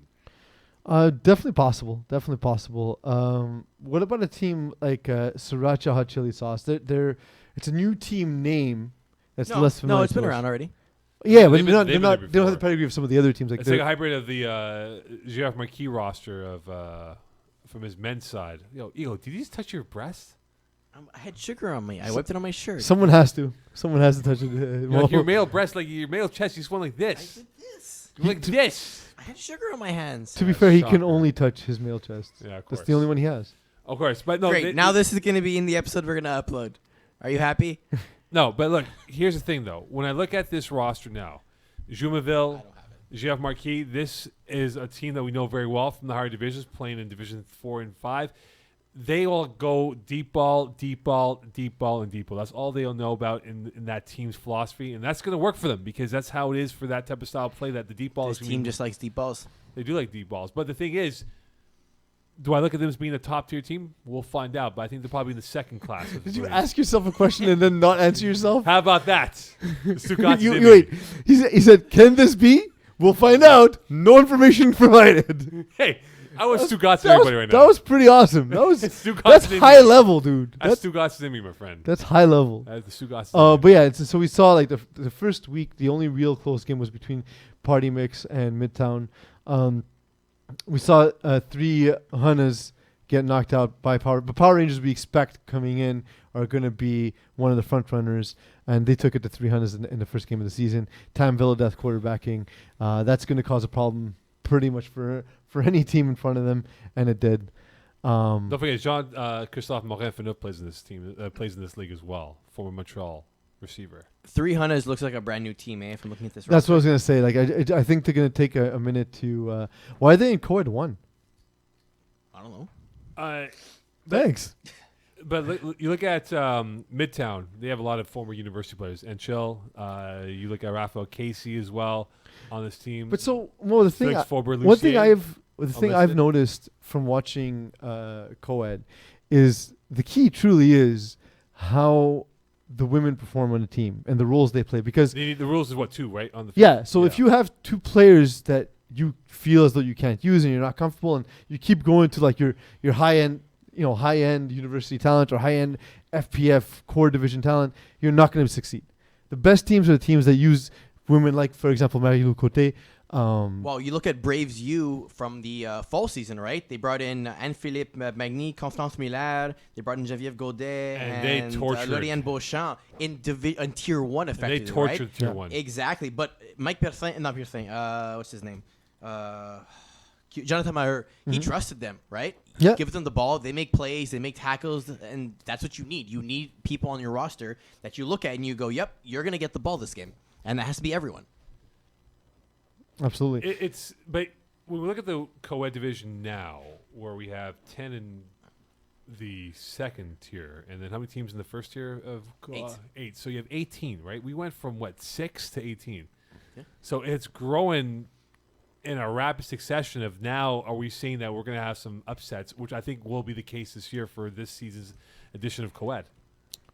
Yeah, perhaps. I don't think this is going to be one of those, where Vanessa Beery is going to roll through, when she was one of the top quarterbacks, and still is in her own element, that she's going to roll through and throw 18 million touchdowns and just crush everyone's souls along the way. Yep, agreed. Do you want to take a look at Co-Ed 2? Yes, do Co-Ed 2 quickly here. All right, so Co-Ed 2, we got ourselves 10 teams.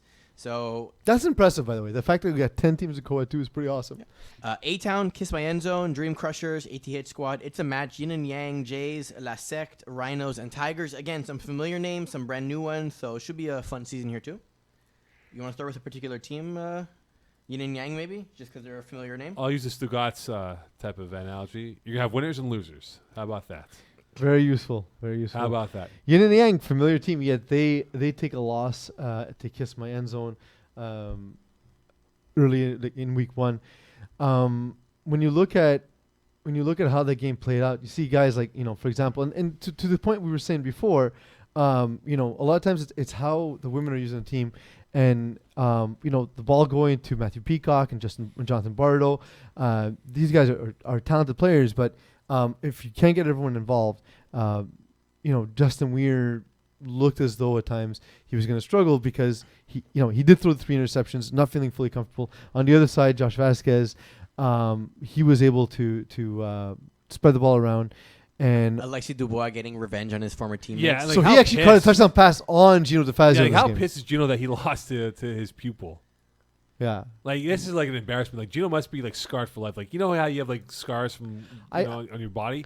I don't think it affects him the way you think it does. I don't think he's the personality that's bothered by that. I think he's the personality of whatever, we got him next time kind of thing. I saw Gino at the gym actually. Really? Yeah, I thought wait, is that Gino DeFazio? I didn't think so. Then the following week, Saturday, I see him again. I said to myself, this should be the poll question: Is Gino DeFazio there to bench press or recruit? Oh, I was gonna say, I'm surprised you were at the gym, Mo. I'm there, brother. Was he bench pressing or recruiting gym members to be part of his flag football team? Definitely the second one. Yeah. Hey, he's pushing 35-pound dumbbells. Hey, he looks good. All right, come play for my football team. But look, I think the yin and yang will definitely be a lot better in the weeks come because they had a good spring season. If they can find a way to use all their pieces, I think you're right. But until then, they'll struggle. Who's a big fan of the show? Josh Vasquez. Awesome. Yeah, and, good dude. Good dude, and the thing is, I mean, he was trying to explain to me about his other team in FPF, but this could be a team that maybe he gets him his ring. Maybe. Maybe. Took it to Jays, shutting them out 20-0. Just the same A-Town? Yeah, that's what I was going to ask. Is this the same A-Town that we had? This looks like a very different roster, so I don't think so. Also, Very it's not coincidental. the Jays roster that you think it is either. Yeah. It's two teams with familiar names that don't mean anything. A lot of people on this roster here. So I know Joel Max McKenna. That's one guy that I recognize from this roster, and that's about it for this team. So I don't know who else is recognizable for A-Town. Don't know. You guys know anyone else from this A-Town roster? No, Adrien Dusautois. Oh, you're back. Hey, he's back. Matthew Thola is back. Soria Tom. I remember. So these are guys Soria from Tom, the I original remember. Jays. This is when. There are some of the Jays, just not Hyman Long. Yeah. Or, Okay. It's like the original Jays, like from a long time Exactly. ago. Yeah. or Fatty. What's his With like face? Fadi Nazara, But- Ribot, but he's Shaw, not those there. guys, yeah. No, No, he they're not ain't there. I'm just saying, like, there's some remnants of There's that like team. 2-3 players, yeah. Le Boeuf Français with Monsieur Dusautois. It's true. How many teams make the co-eds, so we understand the division of playoffs here? How do playoffs work? No, yeah, how many teams? I'm not gonna. You know what? Let's call Simon again, because I'm not gonna click the tab. We should absolutely call Simon. I feel like that's the correct thing to do. All right, we'll call Simon Dagenet. Who should be watching this show, by the way?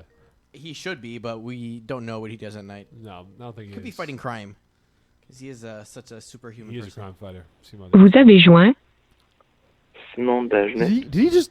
I think he flushed. Veuillez our laisser phone. votre message Oh. après le signal Oh sonore. my God. Après avoir laissé un message, Ah. vous pouvez raccrocher ou appuyer Ok. sur le carré pour entendre plus d'options. All right. Oh my God, you're a piece of garbage. I don't even know how you look at yourself in the mirror. You have one job What's for going on Epic. for bro? One You're job. not even We keep answering the phone. stripping Like, honestly, responsibilities this is the because you're fifth game. incompetent. What are you watching? You're College basketball? incompetent. I don't Watch understand. NBA Why would you do this to TNT? us? Nothing. You're Watch doing Oklahoma nothing. You're against scratching your Houston nuts. Rockets? You're garbage. What's going on here, You're tough guy? garbage. That's why Surface the to Eagles air are in the missile. playoffs, bro. Carson Wentz 2.0. Goodbye. How about that? Garbage. Booyah. Yeah, so that was Simon. All right, Simon, thanks a lot for the update on that. So Simon Dagenet giving us a well-detailed run of the playoff rankings for. We will find out for you. We will indeed. We want to talk about one more team of co-ed. We'll skip women's this week because the division hasn't started yet. They start. How many week teams 3. are in that division? Just so we In women's? Yeah. I believe 6, if I'm not mistaken. Hold on, let me validate that. I believe it's 6. We do have 6 teams. Six teams. Fleur de Lis might be the best team in that So bunch. we're skipping the first 2 weeks. So for those who don't know, there is a few tournaments going on in either co-ed or women's divisions elsewhere in the world, and so a lot of these teams are missing Fleur de Lis players. is a beast team. I believe it. In But anyway, Canada. so my point is, there's a bunch of teams that actually tried to black out the first couple weeks of the year, and so because there's only 8 games in the women and co-ed season, we figure, well, why try and figure out scheduling for week 1 and 2? Just give those 2 the bye weeks, and we'll start week 3 instead. So are they going to be on the roadshow weekend, women's and I co-ed? believe so. Yes. It's going to be a long weekend. Yes, it There's is. gonna be so many It's going to be games. a lot. It's a full weekend, though. It's not one day I'll again. make right? sure to have chicken pox It is again. a full weekend. Yes, 2 Okay. days. I'll make sure to have chicken pox again. All right. My God, any other teams I from co-ed wanted too you to you die of wanted to look chickenpox. Oh, man. Remember that look? What the bleep? Yes, chicken pox. He's 34 years old. How does he have chicken pox? This is a note. So I'm gonna give a parenting tip to everyone. When you have a child and someone has chickenpox, rub your child on the chickenpox, because you don't want to get that as an adult. It's terrible to You get know what? as an I adult. had no You're bleep. irresponsible if you don't rub your child on chickenpox. You know what? Think I about was that. I was tired, but I didn't have any issues. Like I didn't feel any issues. Like, Yeah, we just don't want Then you why to didn't you infect- show up for the broadcast? Because you we don't moron? want him to because infect I didn't- everyone. Yeah, as you said, please Everyone stay away with from me. chicken pox. That's how zombies start. You Hold go. on. Your president, our leader. Hey, do you mind coming to Sunday? I'll go, Rob. I'll see you. Okay, if you don't mind, you can do like 1 or 2 games. Maybe 4, okay? All right, thanks. I told him I don't want to share a booth with that sickly motherfucker. And we did for the Div 1 Yeah, we final. did, we did. I was in pain, but it was all And good. that was One more exhausted. team from co-ed 2, and then we Yes. got to do 5B. So Yes, pick thank one you. here. Who do you guys want to talk about? Tigers. How we go Dream Done. Crushers for 3? Too bad. It's been fed. Okay, Tigers. Now say words. Oh, Cam should put Killicam should put who has had teams in this league before for co-ed. A big Detroit Red Wings fan that I know, and that's who I know from this roster. That's it. All right, analysis. All right, perfect. You guys are great. You're Oh, welcome. Kamar Vernon, I know. We're gonna get more well versed in co-ed. Yeah. This is new coverage for us. So It's coming foreign up territory for us. in the future weeks we will be better. I was going to say, we're going to bring in experts from the divisions that'll be able to Please. give us some feedback in terms of what's going on, who to look for, the key players. Look, I'm not going to BS these teams, but I don't know anything about your teams, but we will learn about your teams. How about that? We have a whole season to learn about We it. have 10 weeks, and we need to know these teams for the road show by April 4th and 5th, right? So 3 months to know your team, which we will. All right. 5B. Okay, 5B, perfect. All right, 5B. We have Sonny Elias on the cover. Chocolate Barracudas, man, they did well for themselves this past Fall Cup. Really happy for them. Well, Sonny Elias had sort of like a rebirth in the fall. Mind you, he struggled on the stretch, but he started insanely strong. Yeah, but you know what? Like they're intense. Chocolate Barracudas, like the pregame hype music and fans coming onto the field and fans being warned, please stay on the sidelines, do not go up to the referee with your thoughts and plays. But they're a good team. I like their roster composition. I think they've put together a solid team. Huey Isaac, I don't know if you know who he is, but he's a really good shutdown defender and very confident. None of these guys, I think trash talk is a foreign term in their vocabulary. They will trash talk you until you go to sleep. Well, I played against him in the fall. I got into it a little bit with Louis Saint-Pierre, who I have immense respect for, by the way. I like him a lot as a player. But, when I'm on the field for 44 minutes, I'm a very different personality than I am in the rest of my life. Eagle, can you get his picture profile up, please? Louis Saint-Pierre. I believe it's him that looks like a former NFL player. If you get Eagle to tap on the... Which player? Louis Saint-Pierre. He reminds me of Takeo Spikes. Okay. The Okay, neck, okay. The cheekbones. I'm like, this guy looks like Takeo Spikes. But, okay, Chocolate Barracudas, like... Big step for them. Now it's time to take the big boy step in this division. They won. They did very well at Fall Cup here, but here's where I want to see how do they react in the situation here. Are they going to be a team that's going to fold? Because we've seen this Chocolate Barracuda team be a 1-win team, 2-win team. But the team's improved. Like they've added Chris Williams full time. Yeah. Matthew Fernandez has become a more useful part of the offense. Good guy. You mentioned Louis Saint-Pierre and the dude you mentioned. I already forgot his name. Hugh Isaac. Like that's a new addition that's gonna help them a lot too. Like it's a good team. Not to mention they tune into the show, so they've been listening to our advice. So naturally, they love us. They hate me, but why do they hate you? I find it always weird. Like people they have like their like people had their favorite Beatles back in the day. They have their favorite CTA members and hate it. And like there are people who legitimately hate me and people who legitimately like me. And I just I don't understand why you would have such strong feelings about people who just talk into microphones. I mean, we say that, but then we look at Moe and we're like, yeah, but I at this have a long list of vendettas people have against me, right? Like Sean yeah, Collins. they have the vendettas, not you. Yeah, Sean Collins has one against me. The list goes on and on and on. All right, let's get to You stopped with one guy. The list goes on. It's just Sean Collins. Goes on and on. All right, let's get to the division alignment here of who's in each division for 5B. And, you can tap on the green highlight, by the way. It's a No. Yeah. Yes, I could. Yeah, you could. You see yourself the whole drop-down box. No. Why is it taking so forever? Okay, thank God. So forever. Okay. Hot Sauce Sports, new uniforms. That's all you have. New uniforms. The highlights Beautiful. is Hot Sauce Sports. Honestly, it's a good team, save for the quarterback. Nice pick 6 this week, by the way. Which one? Yes. Yeah. No, the thing is, there's a on Hot Sauce Sports, there's a couple of new guys, really good. I think once all the players have a bit of FPF experience, they'll look better. But it all comes down to that fat ass of a quarterback that they have and whether or not he's terrible. Okay, so does Hot Sauce Sports play Lockdown? I have yet to see this schedule. Week 3, Battle of the Cannolis. Cannolis, part 12. Why week 3? Why not week 10 to have the year end? Like, this could be the last game of the year for you guys in the regular season.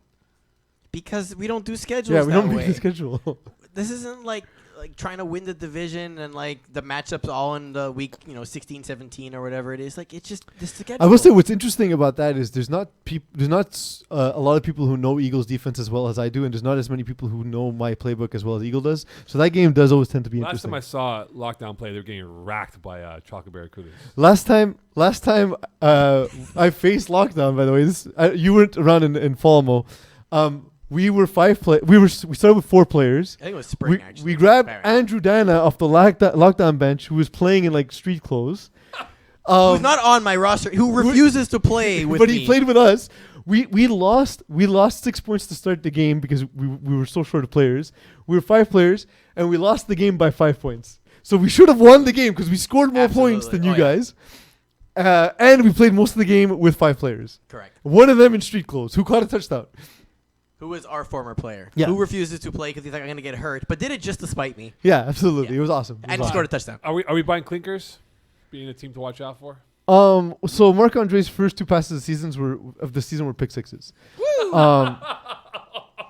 And like so. He's got a photogenic memory, right? Does he not know formation? No, but so like by the second half, by the way, so it took him a second to figure out what they were doing because they were literally baiting him to throw over the middle of the field, and each time he didn't see the defender coming at all, and he got picked off. He got picked off, and it was a pick six because it was in the flats, and Marc Andre's not chasing anybody down. So that's what happened. All right, who's more good poll question for next week? Who's more likely to chase down a pick six? Peeze or Marc Andre? It's anyone because I don't chase down pick sixes. Okay, so if I throw a pick, I'm not moving. All right, let's say it's for the like your division title, like championship. Oh, then I'll move. Who's more likely to make the tackle? So I think you would. I don't think so. My knees and ankles are finished. I can't run. There's a reason I only play quarterback now. I can't run. I Eagles. literally can't. My body is physically not capable of running. Who's Eagle texting right now? Serious mode. Someone I think it's his someone who's girlfriend. just sparked a Division 5 relationship, Yeah, perhaps. I think it's his girlfriend. Correct. All right. So I got to face off against Tuts and Parlays, Anthony Lazara at quarterback.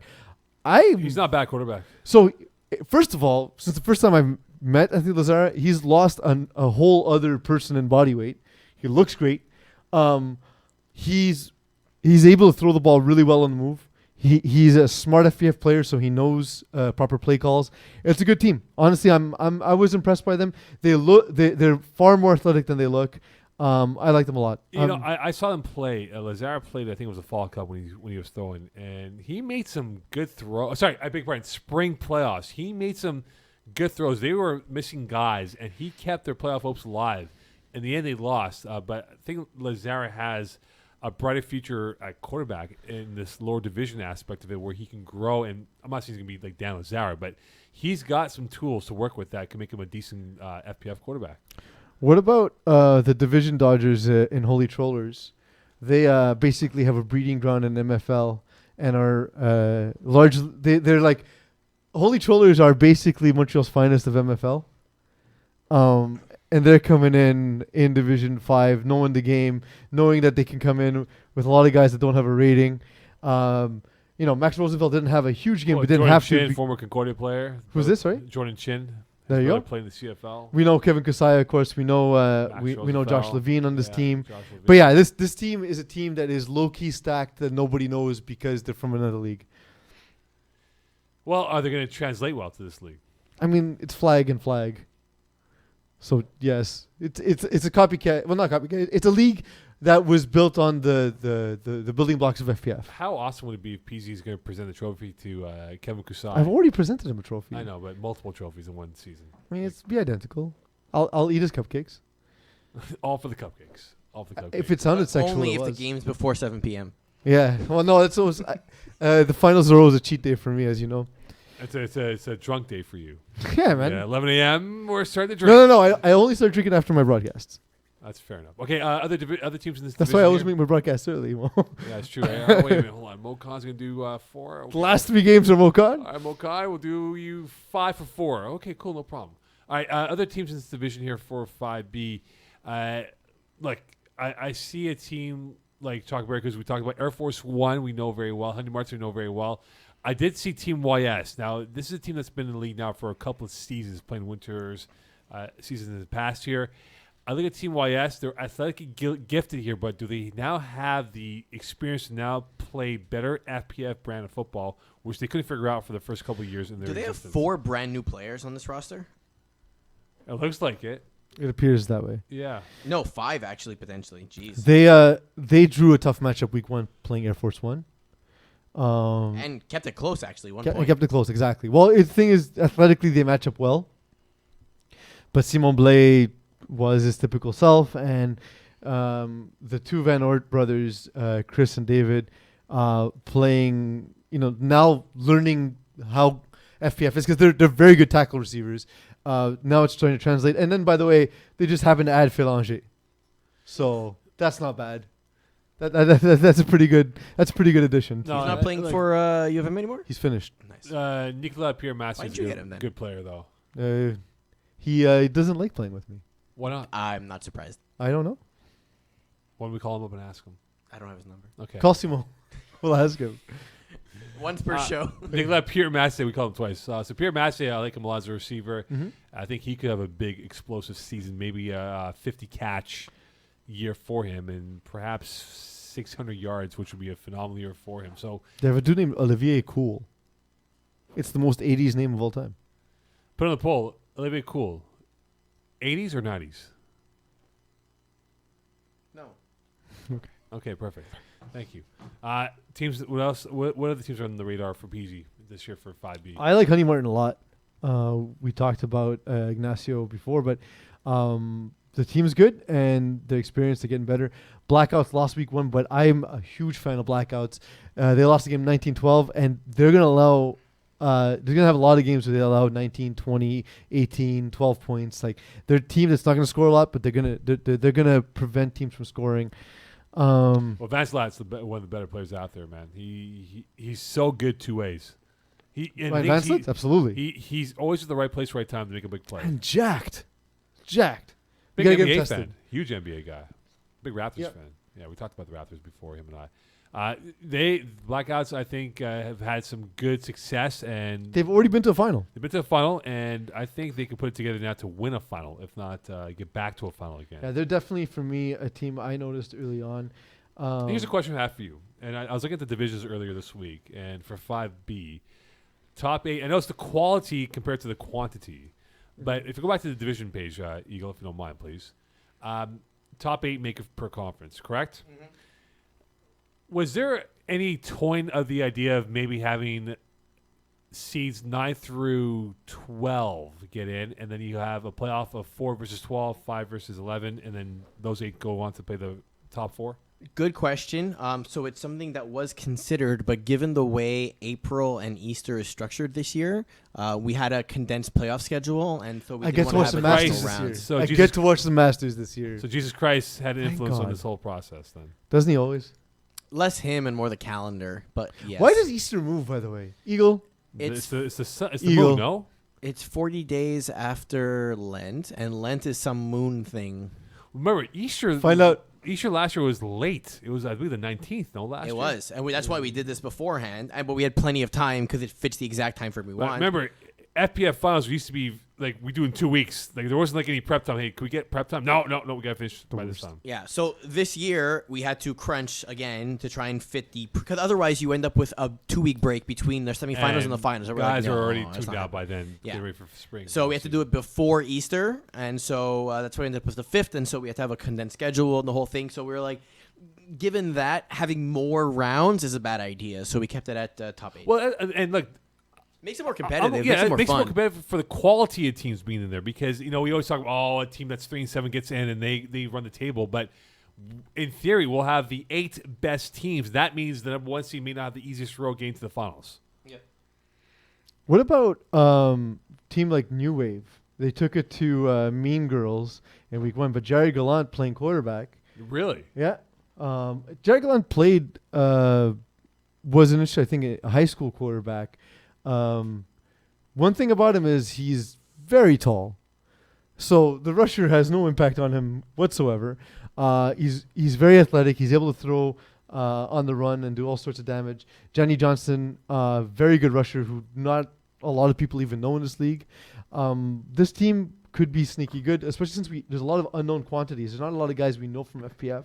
Are Mean Girls basically brand new? Yeah, I think so. I'm looking Looks at the that way. roster. I don't see I anyone think I recognize. James Lombardi. I think one of the Lombardi Well, kids. played Maximity before. Shot and Giordano Marinello. Stephen Lombardi played and before. Steve Lombardi, yeah. So those guys, I can see already. They got the. They were the Dawson's skilled- Calf's finest, I think, if I'm not mistaken. maybe, but I can see they have skilled decay. So they haven't played in at least a year. Is basically what it comes down to. And they had base ratings even when they did play. I So, believe. Yeah. I'm double checking this now. No, they were full. He played one game for full senders. I don't know. I have no information. Circle So, based brand off new. nothing. Brand new team. Spick and span. Okay, well, this might be the wrong division for them if they're getting Well, no, relaxed. because this week they get their first win as they face off against Hot Sauce Sports. Woo!